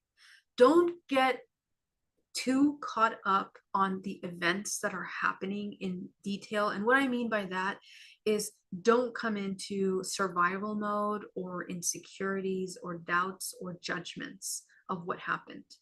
When you get entangled in the judgment of the experience, you have no power to alchemize any memory. You get completely stuck in the emotions of the memory. Okay. So again, in meditation, this is why we have a formula to help, because we are energetic beings. We're multidimensional. When you close your first, second and third chakra, you are redirecting your life force to the higher aspect of yourself. You open your heart, your throat, and your third eye. The activation of your heart, your throat, and your third eye allows you to see from the heart, from balance, and from intuition. Now you can begin to see some truth in those experiences. So as you begin to access yourself, you're going to focus on yourself first. See yourself in that moment. Identify what you felt in that moment. Name out all of the emotions. Name them out. Make a list. You can write it down. All the emotions that you felt in there. The feeling of those emotions, as you make the list, observe them in your body, how they are reacting in your body. You're going to access the strongest of the list. It can be 10 emotions. What's the strongest of the 10? You're going to grab the 10th. You're going to be with that 10th emotion, the strongest emotion. You're going to be present with that emotion. What emotions begin to come up? Again, identify. You are releasing, you are unpacking, you are integrating. As you begin to name out those emotions, which one is the strongest? Okay, so of that next list, primary, secondary, tertiary emotion. As you get to the root emotion, usually on the tertiary layer, the third layer is where you begin to access your core root emotions. When you begin to access those emotions, that's where you're going to get to the core program. If you access the strongest of those emotions and you sit with that emotion in your body, you're going to begin to observe. Okay, so as you begin to observe, it's going to open up more memories. That root emotion of the third layer is going to be an emotion that you're very familiar with. It's something that you've been repeating, and I want you to access, well, how familiar am I with this emotion? You'll notice it's an emotion you've been feeling all your life. So what we want to do, your memories that you're having a hard time forgetting and moving on from are just the doorway to actually where where the experience that caused this traumatic memory even came into your life, even was a resonance to that experience. Okay? Because we attract people, places, and things based on our core subconscious programs. And your programs are tied up in this root emotion. So as you sit with the root emotion and you begin to access, you're going to remember how many times in your life you felt that emotion over and over again. It's a major theme. It's the reason why you dress the way you dress, speak the way you speak, act the way you act, choose the career you chose, going all the way back into childhood. I want you to go back to the earliest memory. When you go back to that earliest memory in childhood and you begin to notice what was happening there, again, don't identify with the memories, come back to the non-judgmental observer where you will access the emotional body. So what emotions begin to come out? Okay? Whatever emotions start to come up, you're going to do it again. This is where you're going to begin to understand your programming, your emotions, and more memories will emerge from there. So as you begin to get to the root of this experience, put yourself, once you finish with yourself, looking at yourself and what you felt in that moment, begin to look at the person that's there with you as a child. It can be father. What is that behavior like? And you want to ask, what drives the father to behave this way? What are his belief systems? Now that you have done the work in yourself, you will be able to recognize in them. And this is something that for a lot of people, it's hard because you think you're making it up. You're like, I don't know. I wasn't there. I'm not him. Well, again, this memory is encoded in your DNA. It is in your memory field. It is in the morphogenetic field, in the Akashic records of what you are. But the key is that you're training neutral observation in the 0 point.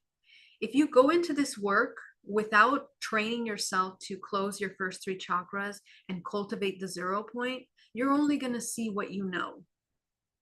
And you're going to make up things based on your perceptions, not the truth.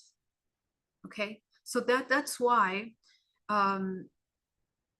you have to be super honest with yourself. What's your emotion? What's not your emotion? What's your authentic expression? What's not? That's why there's some layers to this. Okay. This is why DNA reprogramming is so powerful and important. But essentially, when you get to those root core memories, you will be able to alchemize them. This is how you deeply, deeply grow in the shadow work. You integrate the fractals of yourself. And you also begin to, the healing is that you begin to realize you became your father. In the dynamic of whatever memory caused so much trauma and suffering that we cannot forgive, you are repeating a pattern that has already been repeated in your life many times. The forgiveness has to go to you. You have to forgive yourself for what you are repeating unconsciously. What are the programs, the same trauma that you're repeating from your ancestral lineage? We have to forgive ourselves for that. Okay. And we have an entire ancestral lineage that also is going through the process of forgiveness that you can do in your meditation. Okay. So I hope that helps. It's not about forgetting. It's actually about remembering and integrating. Turning your experiences into profound wisdom. That is where we start to really access this. Okay.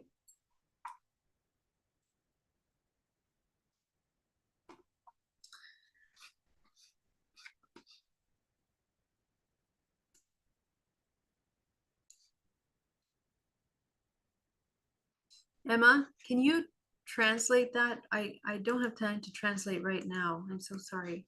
Translate that question for me, please. All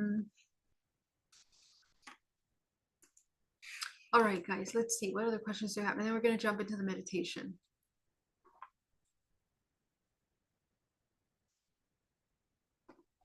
What can be done for What can be done? Wait, I just lost your question. Oh, what can be done for an 11-year-old child with a weak immune system and frequent colds? Any specific meditation techniques?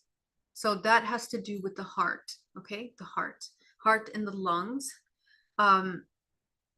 Colds are about a deep feelings of abandonment, emotional, and having a strong emotional stability. Okay. Um, and having someone hold space for us. So in this case, the father comes up. So we want to understand the dynamic and how can we hold space for the child in order for the child to recognize and be aware of a healthy masculine, healthy feminine dynamic. Okay. And this has been internalized by the child. So the child has to address those emotions. So I worked with children a lot getting to the core of these emotional blockages. Allow them to sit with the emotion. DNA reprogramming is also for children, and I host it for children. So as you begin to hold space for the child, let them speak out, ask them what the lowest emotion of the week was, and ask them what triggered that emotion in them and help them unpack the emotion. Okay. In the same way that we do DNA reprogramming. And I have a lot of videos on DNA reprogramming on my channel. But I'll be really happy to go deeper into that with you, Andrea. Okay.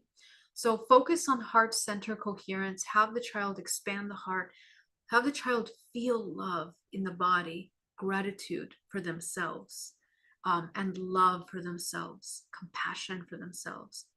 Fill the body with love internally, and train and teach the child that they can create that emotion in their body immediately, instantaneously, at any given time.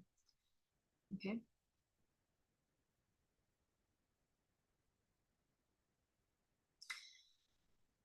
All right, guys, you have so many questions. Thank you, Angie. Thank you for that super chat. Love you. Thank you so much.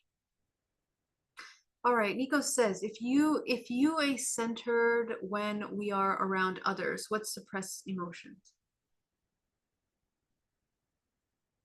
If you are centered when we are around, Nico, can you clarify that for me? Nico says, if you are when you are centered, please clarify. I want to answer your question. It seems important. Nico says, if you are an empath or highly sensitive to emotions, how can we help ourselves stay centered when we are around others that suppress emotions? Right. Okay, so to be an empath, so the gift and the importance is to learn how to cultivate your intuition. Being an empath is just like the doorway. Okay. It's not enough.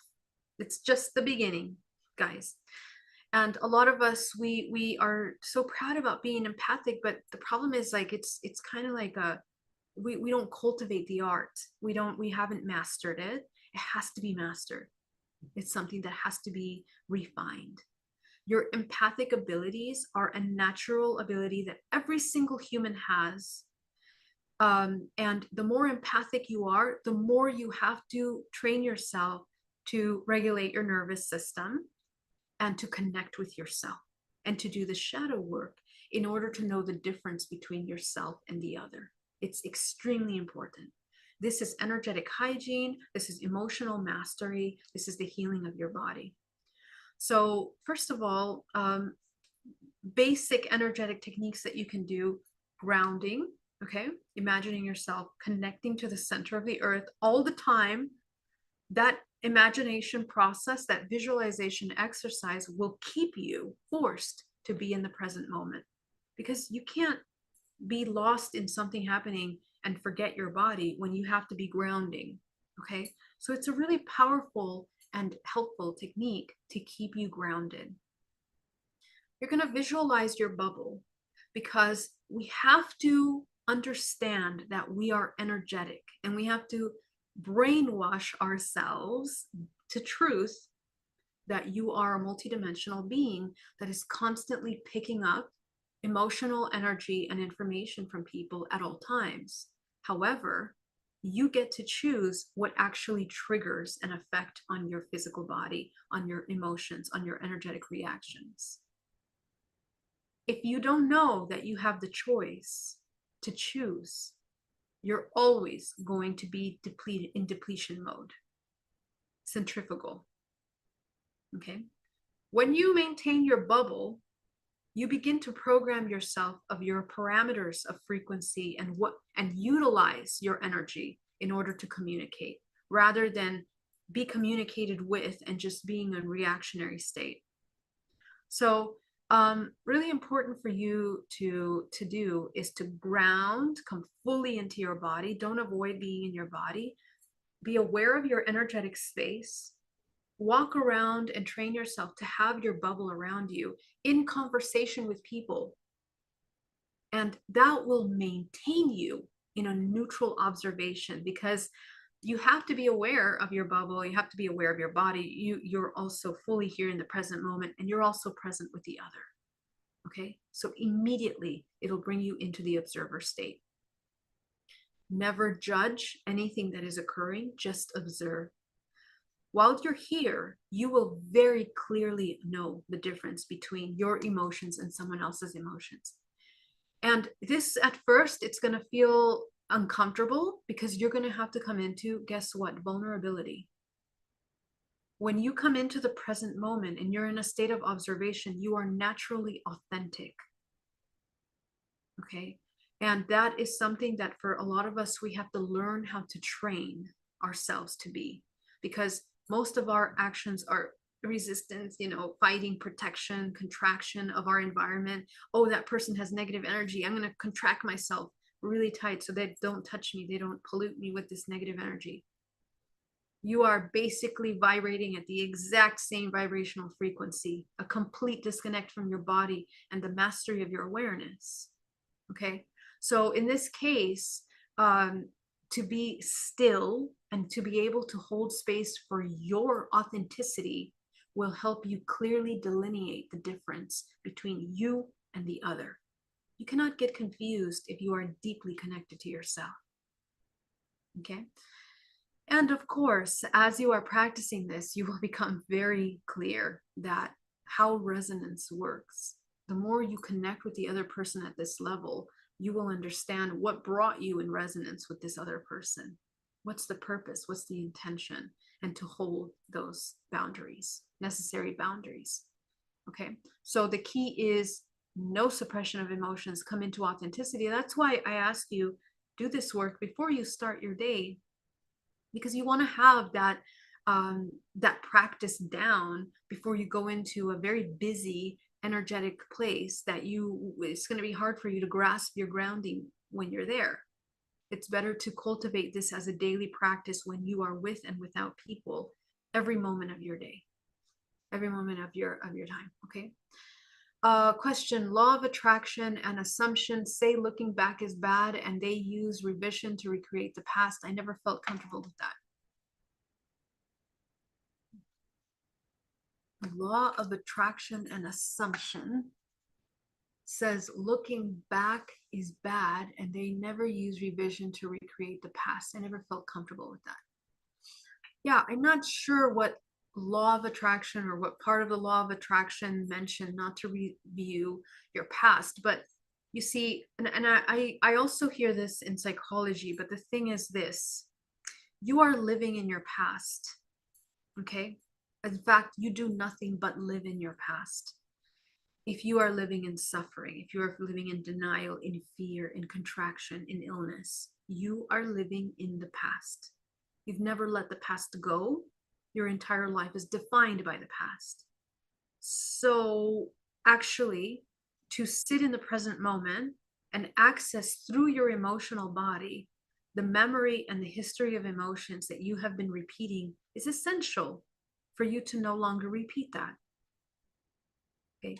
And when you go back to these memories, you see, this is where there's so much disinformation. You cannot be fully in the present moment if you are not aware of where your present moment reactions are coming from.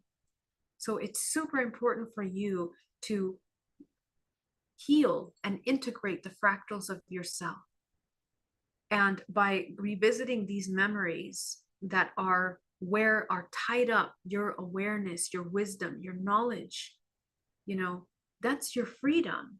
You also have to learn. Unfortunately, we're at a very infant stage in human evolution. We lack education in our schools about what emotions are, about the laws of creation. These are basic things that have to be a part of our knowledge toolkit as a regular human. There's a small percentage of us that gather here to talk about these things, that understand these things, and that's way too small. And of course, free will allows every level of experience which is necessary for the balance of the collective. But if you are the one that wants to, move out of suffering, this is how. Okay. Integration is important. And in order to integrate, you have to access those memories. Okay. Can it be helpful for vision problems, severe myopia, cataraconus, astigmatism? My son, 32-year-old, has all of them.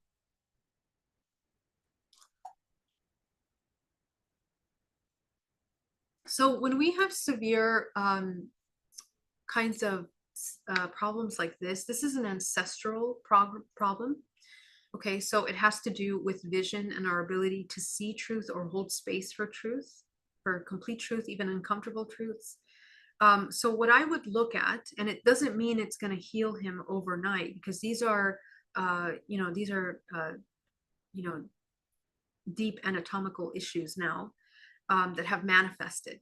But he can limit the effect of these things on his physical body by alchemizing the core belief system that manifested the illness in his body in this generation, in this incarnation. So take a look at your relationship with truth, with seeing truth, with where we want to only see certain parts of reality, certain parts of truth in your history of your family. This is where the healing lies. And depending on his ability to do this work in healing, he can change a lot about the effect of this vision problem. Okay. But we need to get to the root of that. What is the root core belief system?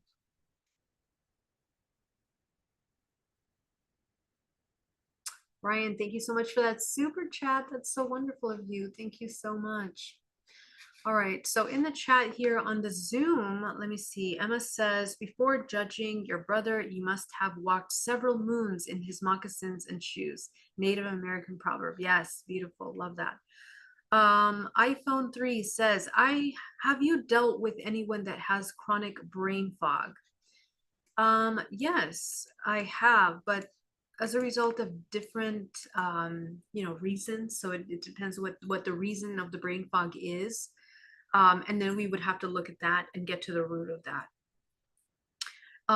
But what is important when you have these kinds of illnesses that affect the physical body is to understand the emotion that's tied in them.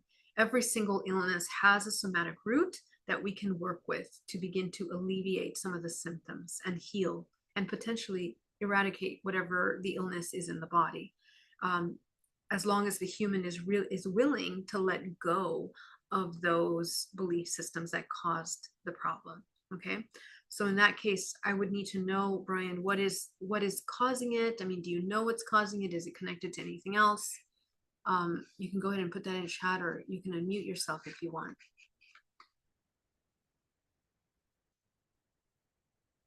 Tell me a little more about that.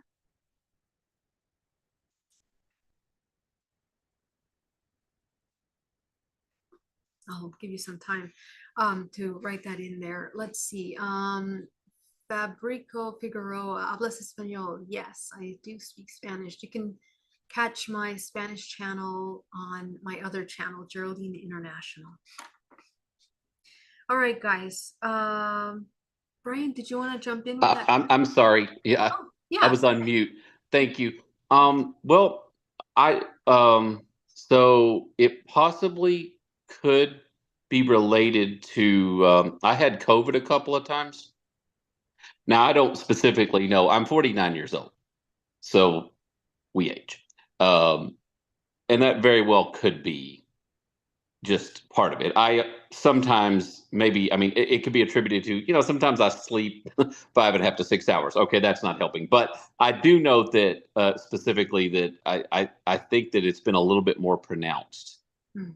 that I've really struggled with just kind of some more struggling to recall things that I used to really not struggle with at all, maybe even 4 or 5 years ago.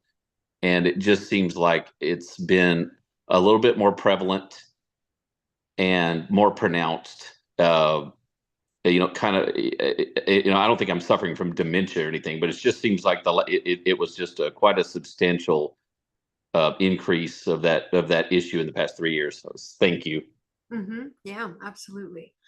Okay, so a couple things. When we have brain fog like this, um, especially as a result of that, is it has to do with the spinal cord and the information that we're holding in the spinal cord.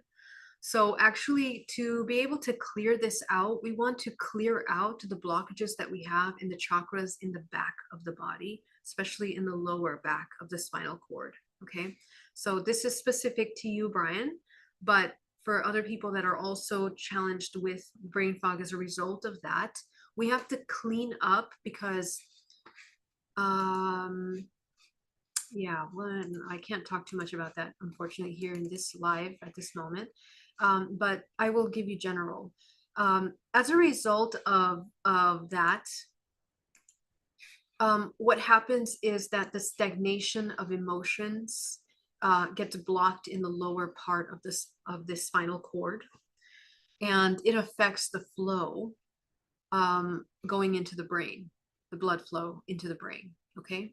So actually, we need to focus on breathing. So I strongly suggest a really good, strong breathing exercise. There's a breathing group that my friend hosts that I can share with you. His name is Justin, and he holds these amazing breathing groups that you can actually check out. But breathing will help you open up the pathway of life force that has been blocked into the body. And it's also going to oxygenate the rest of the body. Okay, so oxygen is extremely important. We've blocked the flow of oxygen in the body. Now, this also has to do with the connection of your body. Are you connected to your emotions? Are you connected? Are you practicing mindfulness to come into the body fully?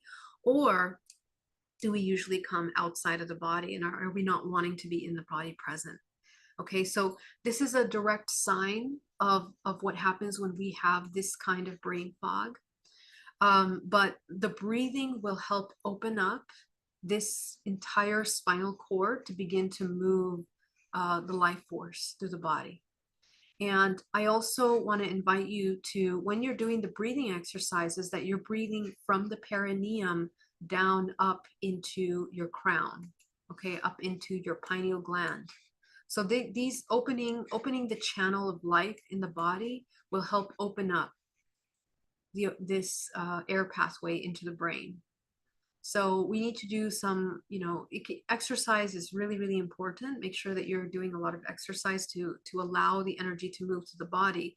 But in your meditations, breathe down to the base of your spine. Practice rapid fire breathing. You can do like Joe Dispenza's breathing, or I forget other names right now for other techniques, but I'll share it with you. I'll put it in the comments section of this live so that other people can also access it. We need to move the energy that's stagnant here. Specific to you is connections to the emotional body. So I want you to sit with the emotions in the body that you haven't addressed and begin to release those combined with breathing exercises. This will allow you to come more deeply into your body and practice awareness as well. When we're disconnected from our emotions and we don't spend enough time with the emotions, this can cause a severe disconnect from our brain function and our ability to process information as well. So that might be something that I would invite you to try out. Okay. Thank you for that question. Thank you so much for the super chat too. All right, guys. So let's start with our meditation. Okay, I want you guys to get really nice and comfortable. We're going to take a nice deep breath.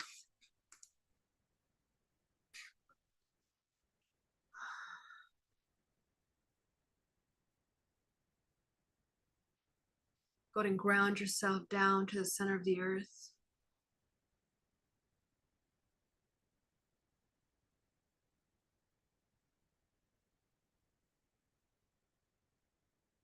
With every breath you take, as you allow yourself to drop into your body,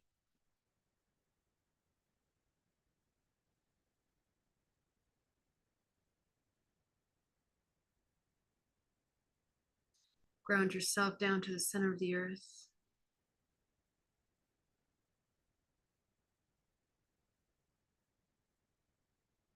Go ahead and see the bubble around you. Make sure that there are no openings.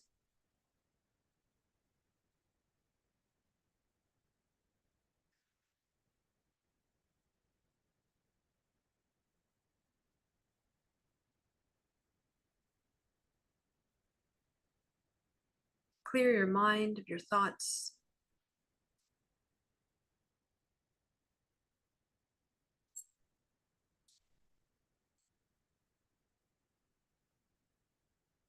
Begin to calm your emotional body.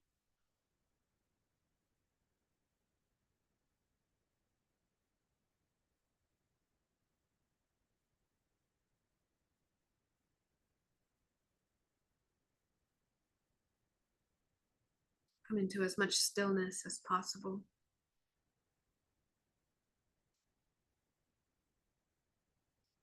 Begin to observe your legs, your knees, your thighs, your hips. Observe your center of your body, your chest, your arms, your legs, your fingers. Imagine that you are breathing from every pore of your body.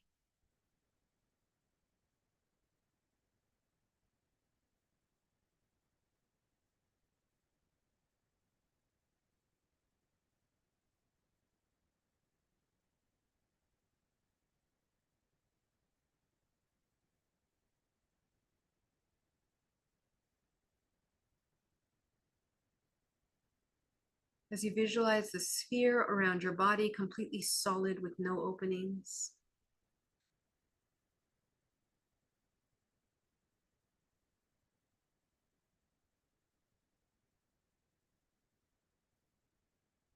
We're going to start to work on the root chakra at the base of the spine. Go ahead and shrink that root chakra down to the size of a dime.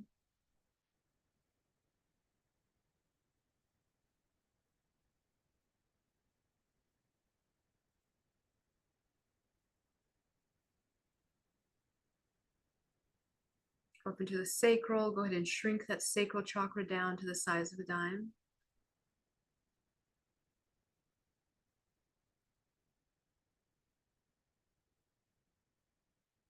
Go up into the solar. Go ahead and shrink that chakra down to the size of a dime.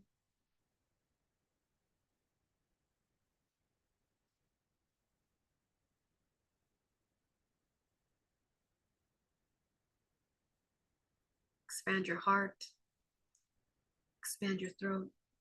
Expand your third eye. Breathing.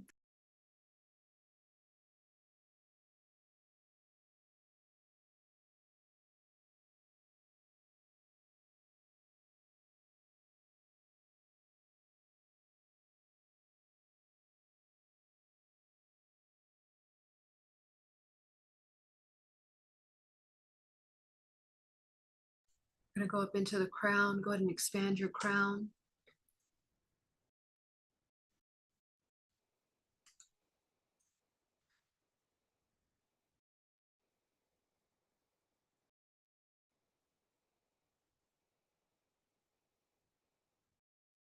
Align your creative color with your career, your relationship, love, health, vitality, and your purpose. At your crown,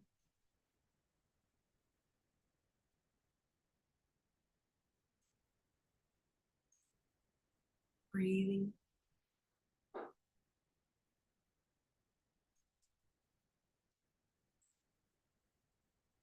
Go up into your eighth. Go ahead and activate your eighth.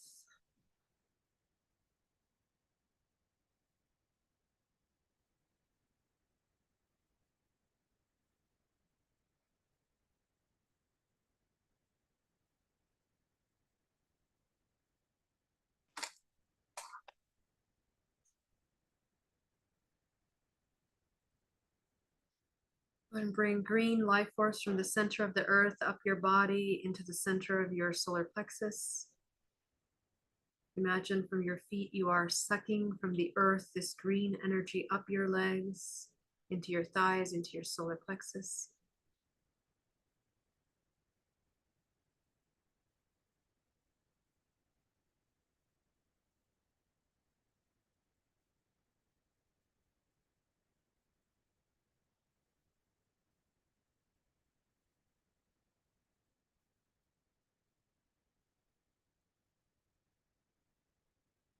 From source, go ahead and bring down a powerful wave of gold cosmic energy down from the crown of your head, combining with the green earth energy.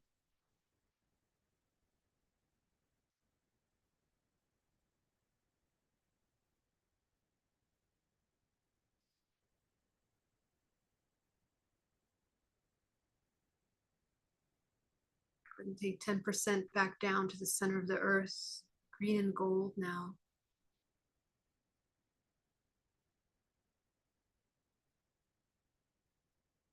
Letting go of thoughts, emotions, fears, anxieties, memories.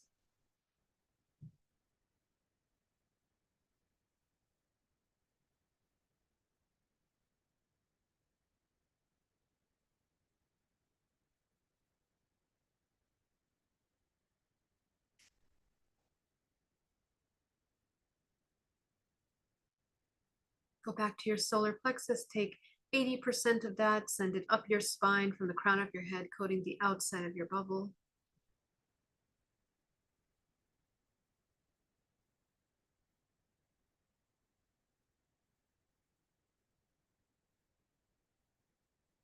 You're clearing your entanglement with the matrix, your connection to the matrix.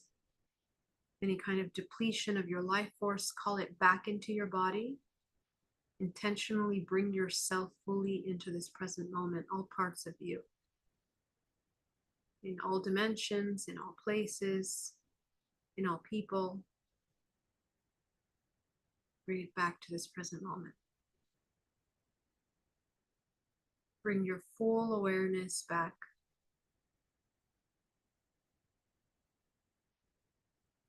Even from dreams.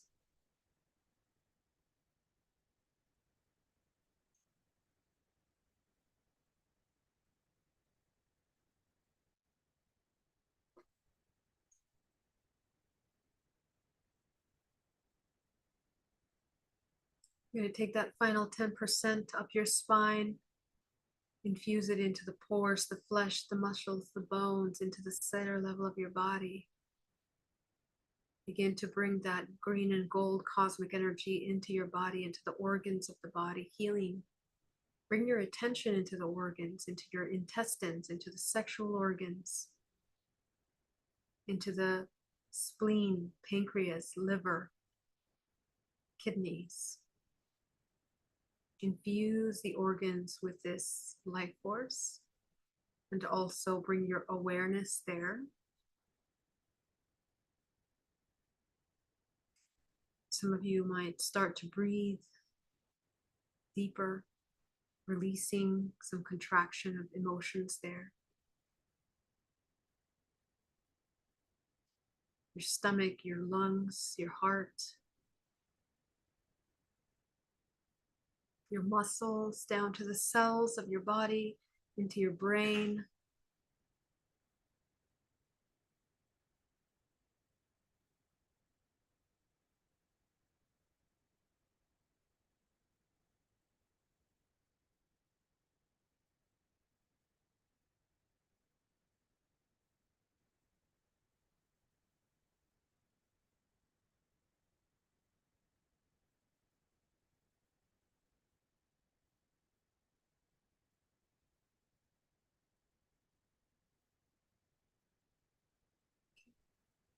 So we're going to work with an emotion that you felt this week. Go ahead and tune in to the emotion that you felt in the past 24 hours that was the strongest.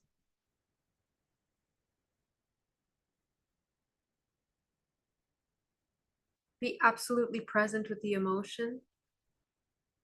Train your intuition by choosing the very first one that comes up without any doubt.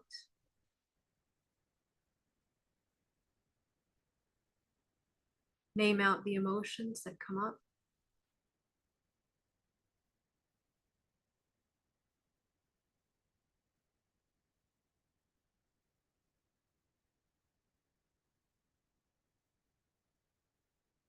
Go ahead and select the strongest of these emotions. Notice in your body this emotion, be absolutely present. Observe the emotion in your body. Again, we're not getting distracted in the memories of the emotion, but rather in the sensations that it's causing in the body, because we're paying attention to the sensations in order to gather information. Okay, so in those sensations is trapped thought forms. And those thought forms will lead us to understanding programs, constructs of belief. So go ahead and name out the emotions.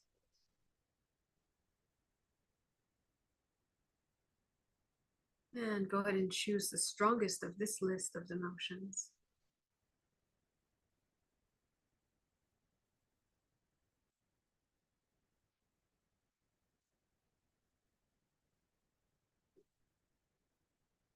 As you are fully present with this emotion in your body, begin to feel that emotion.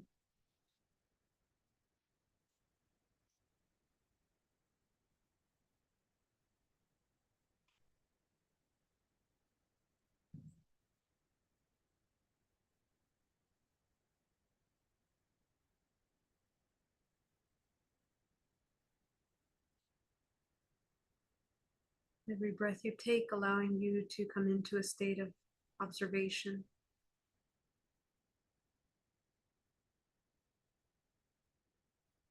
Even if it feels very vague or very hard to clearly see, trust what you feel and listen to the first thing that comes up as you ask these questions. As you are present with this emotion, begin to notice fully what emotions come up.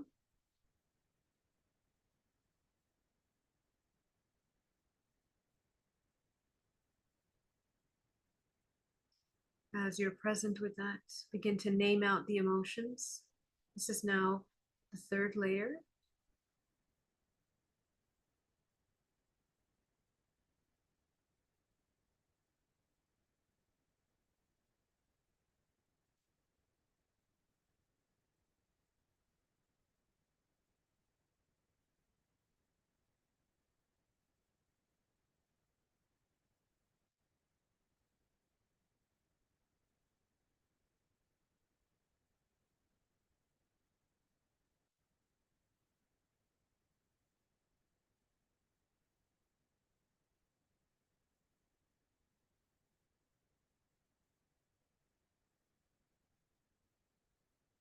So now that you're here, go ahead and select the strongest of these emotions. Absolutely present.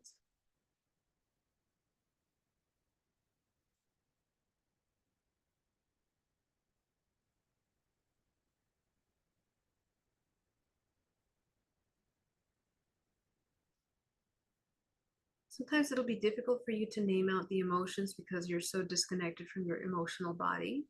So a good technique around this is that every sensation that you feel physically, describe it as an emotion or describe it as a cartoon character. Okay, and I know it sounds funny, but if you feel, let's say, a very tight tension in the belly, and you begin to feel that contraction in the belly, what would that tightness look like? Sometimes you get an imagery of being choked. Okay, so if that feeling of being choked was an emotion, what would it be? It could be contraction, constriction, control. fear, anger. That's how you can go into those emotions. And sometimes people are more visual. You can create a little character, and that character can look like something very specific. It can have certain emotions, it can be wearing certain things. So try to identify those as emotions. This is how you begin to go deep into your own emotional body.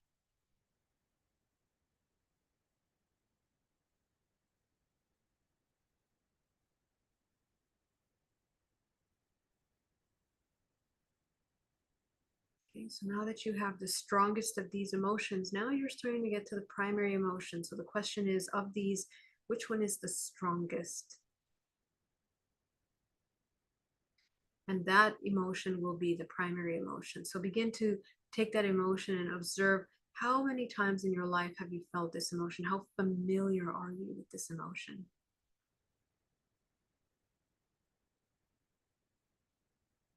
I want you to take yourself back to the very first time that you felt this emotion.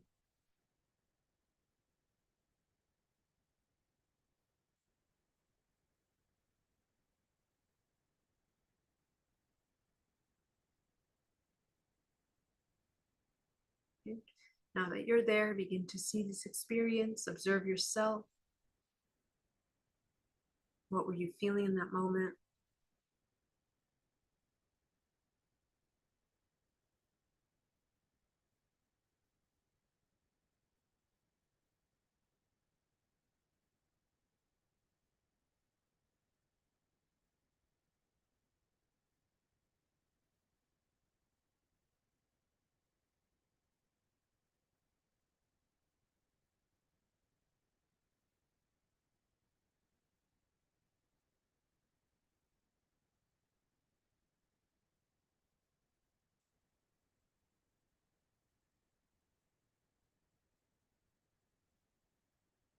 As you begin to observe in a non-judgmental way, and you observe the emotions that you're feeling as a result of this experience.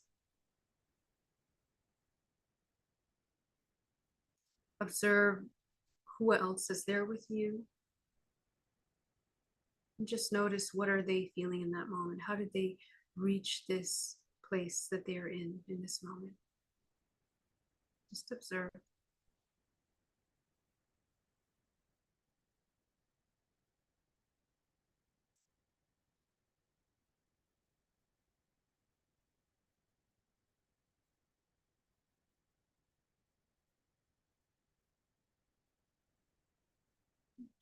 And as you see this part of you, perhaps a younger part of you, you're going to ask the question, what is it that it needs from the other in order to no longer feel the emotions that it's feeling?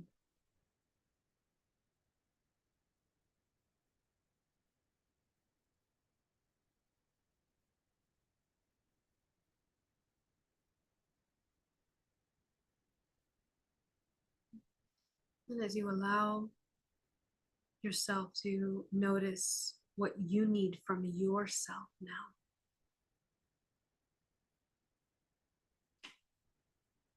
in order to not feel this emotion.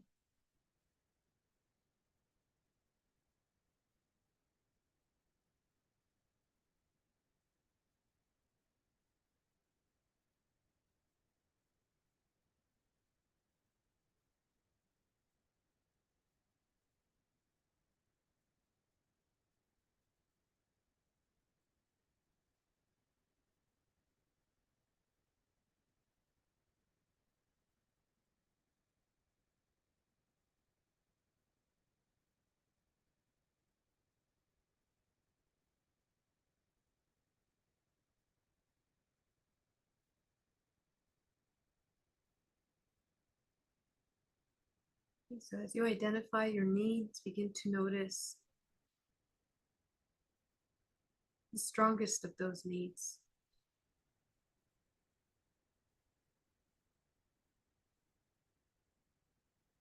And as you name out these needs, inside of the needs that you have named out is the formula of how to bring and heal yourself back to wholeness. Everything that you need in this moment is exactly what you need to learn to give yourself. So as you begin to identify what is needed, perhaps it's communication or connection or affection. Okay, so as you embody communication, what does that mean to you? What do you need in order to feel communicated with? Notice where those programs come from, the lack of communication. Did your parent have a problem with communication, a lack of communication? Your environment, was it, promoting communication or blocking communication? And you, how have you repeated the pattern of not developing good communication with yourself in your life as a result of this? So these are 3 areas that are extremely important to observe when we are healing.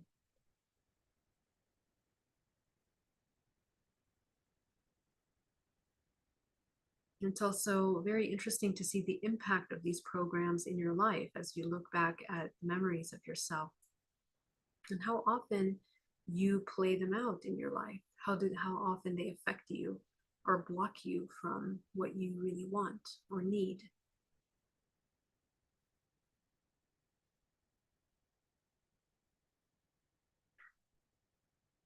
You wouldn't allow yourself to see all of these fractals of yourself and notice how many they are. Notice the common emotions, the common feelings, the common outcome.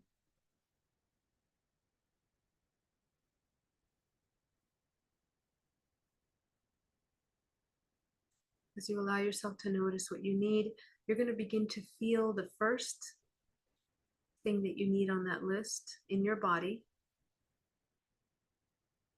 As you identify how to provide it to yourself, go ahead and embody it in your body, what you need.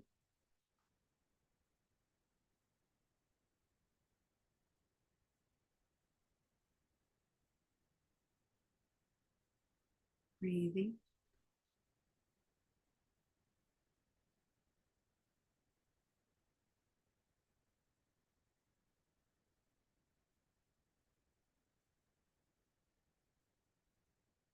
Allow.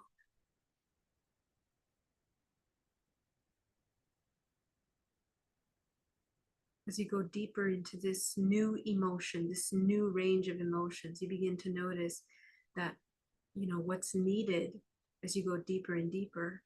These are things that seem very common, very simple, perhaps seemingly obvious things, but the question is truly, do you really know how to provide that for yourself? Do you really know what that actually is in its most raw, authentic form? Are you familiar with it?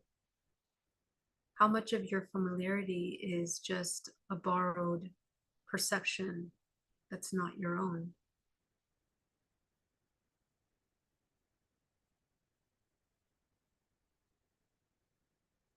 And just observe, what do you need from yourself in order to embody truly your authentic expression of this emotion?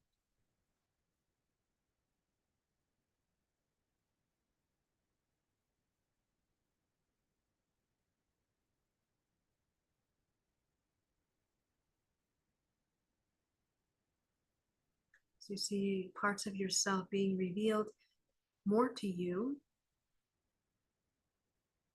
You'll notice that there is a scale of emotions. In the same way that the universe is self-organized by vibrational frequency, emotions are also organized by vibrational frequency from lowest to highest.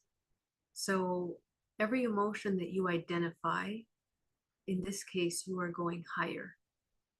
Previously, we were going lower. Now we are going to learn how to go higher.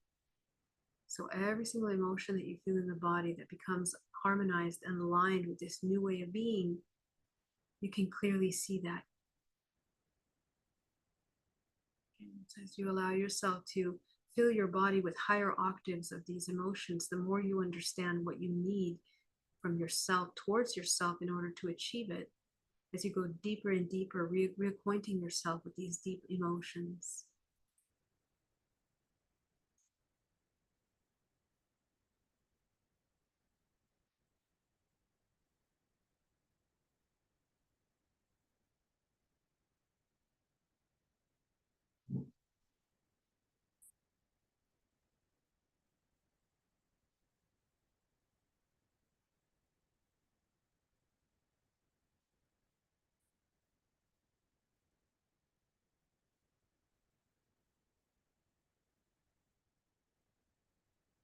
As you allow yourself to access this core higher vibration emotion, fill your body with that emotion.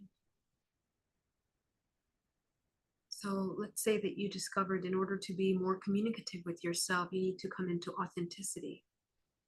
And you've discovered that in order to be authentic with yourself, you require not be afraid of judging yourself. And in order to not judge yourself, you need to accept yourself.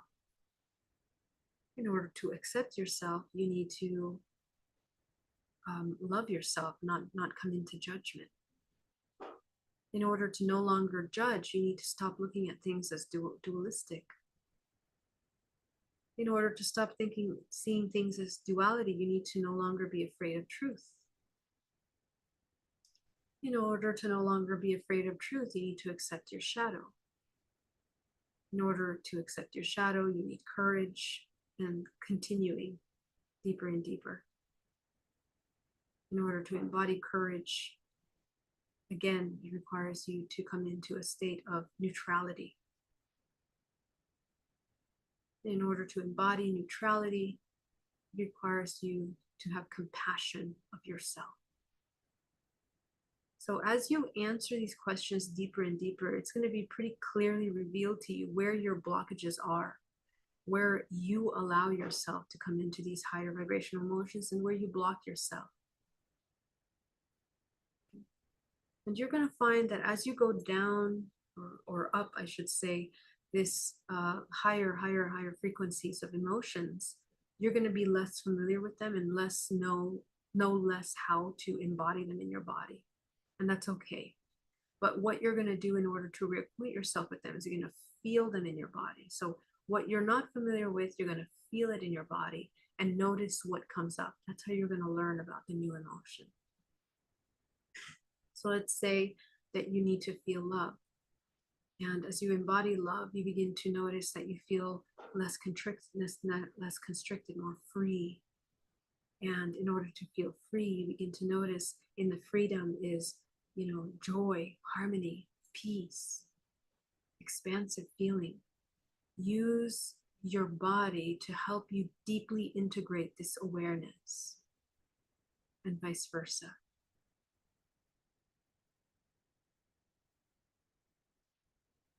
And as you begin to access the core root of deep bliss state of love, you have reprogrammed yourself into a deeper understanding. So what I'm giving you is just an example. You need to see in yourself what you uncover.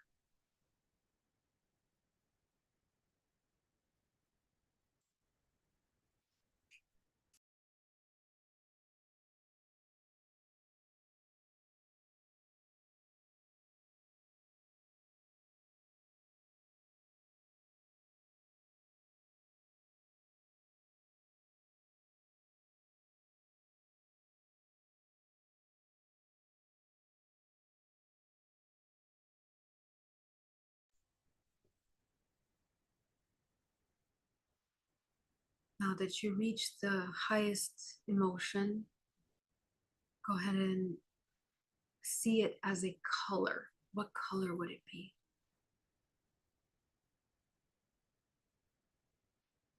I want you to see all of the fractals of yourself. That means all of those little memories of yourself from the womb until now. Excuse me. That you have been repeating. I want you to infuse those little fractals of yourself with this color. The color is encoded with that emotional understanding that you have just reached. Okay, so every single particle of and the most amazing part is that you begin to observe yourself with this new understanding. Notice what's different. This is where you begin to understand and learn what the embodiment of these emotions look like inside of your body. How are they expressed?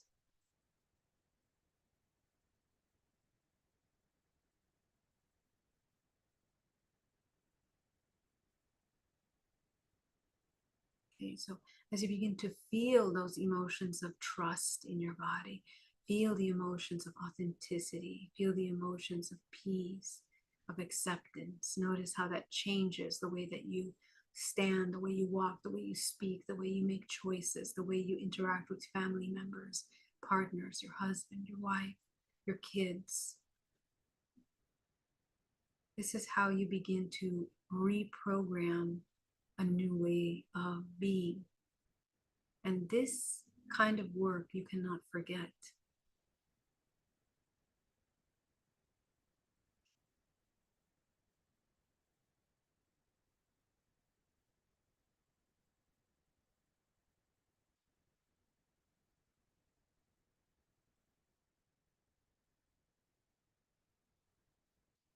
As you allow yourself to see all of these transformations, begin to merge them into one self in front of you.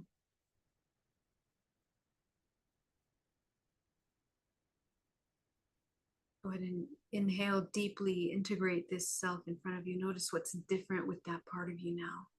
How have they changed? How have they transformed? How do they see the world differently?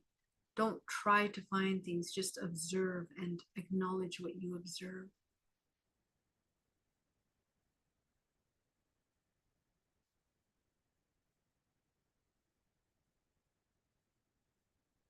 Go ahead and begin to work on your root chakra as you expand the root chakra back into a balanced state.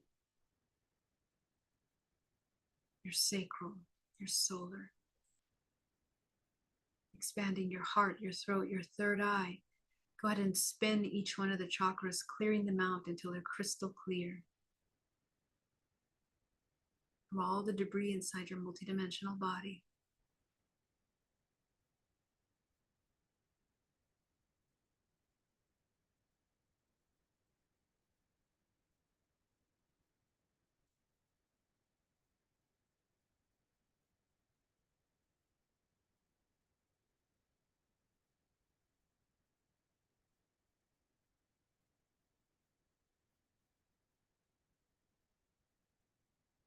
Excellent. As you allow your body to activate, go up into the eighth. Go ahead and notice what color you see here. Illuminate your eighth. Go ahead and see the room full of karmic contracts. You're going to eliminate these karmic contracts completely.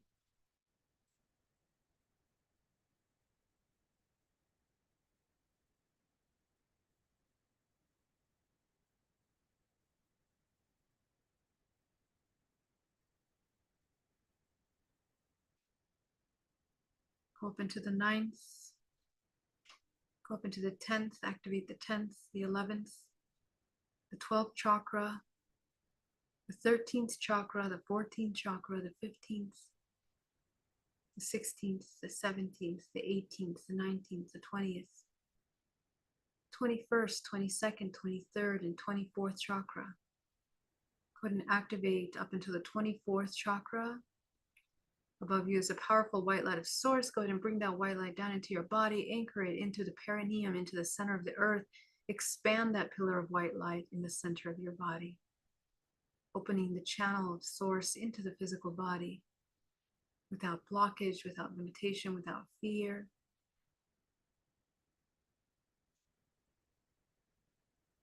Go ahead and activate the chakra underneath your feet in the center of the earth. And as you come back into the room, go ahead and open your eyes. And as you open your eyes, you're going to be fully in the present moment. I want you to continue to see your grounding cord, continue to see the bubble around you. Bring your awareness into the physical body and awareness of your multidimensionality. Excellent. You did amazing. Welcome back. I want to thank you so much for joining me today. It was an honor to be here with you. You guys are incredible souls. I'm so honored to be sharing this time and space with you. Thank you for your incredible questions and the work that you're doing. If you guys have more questions, I'll be so happy to answer them. Feel free to connect with me on my website. And if you guys want to work one-on-one, you can check out the website at Geraldine Orozco, and it would be a pleasure to work with you. In the meantime, we have some really exciting events coming up. Don't forget that I am offering children meditations on Sundays. So from 12 to 1, it's children group meditation. This is only for children. Adults are not allowed. You know, separate adults that don't have children are not allowed. And I'll be doing some really exciting group classes on spiritual parenting and working with children, doing energy work as well. So I'm really excited about that. Upcoming events, I have a really exciting class that I'm going to be hosting on connecting with the higher self. Um, Please do check that out. It's going to be a group hypnosis workshop, and we're going to connect with the higher self and channel information. Each person that connects with their higher self channels the information that they need for their healing. Okay, so this is really important, and it's something that we should be exercising. And I really love doing this kind of work for myself, so I thought it would be great to offer it to you guys to do as sessions. Let me see what else I have coming up here. Spiritual maturity, embody the alchemist. That's going to be. Let me check the calendar. It's going to be December the 14th. It's a group hypnosis where we're going to talk about the embodiment of the alchemist. What does it mean to become an alchemist, to embody alchemy? And how do we employ that into our everyday lives? So I'm really excited to share that with you on December 14th. So check that out. Guys, I love you so much, and I will see you soon. Bye. Thank you. Thank you so much for your super chats, by the way. They really help me a lot. Love you. Thank you, guys. Bye.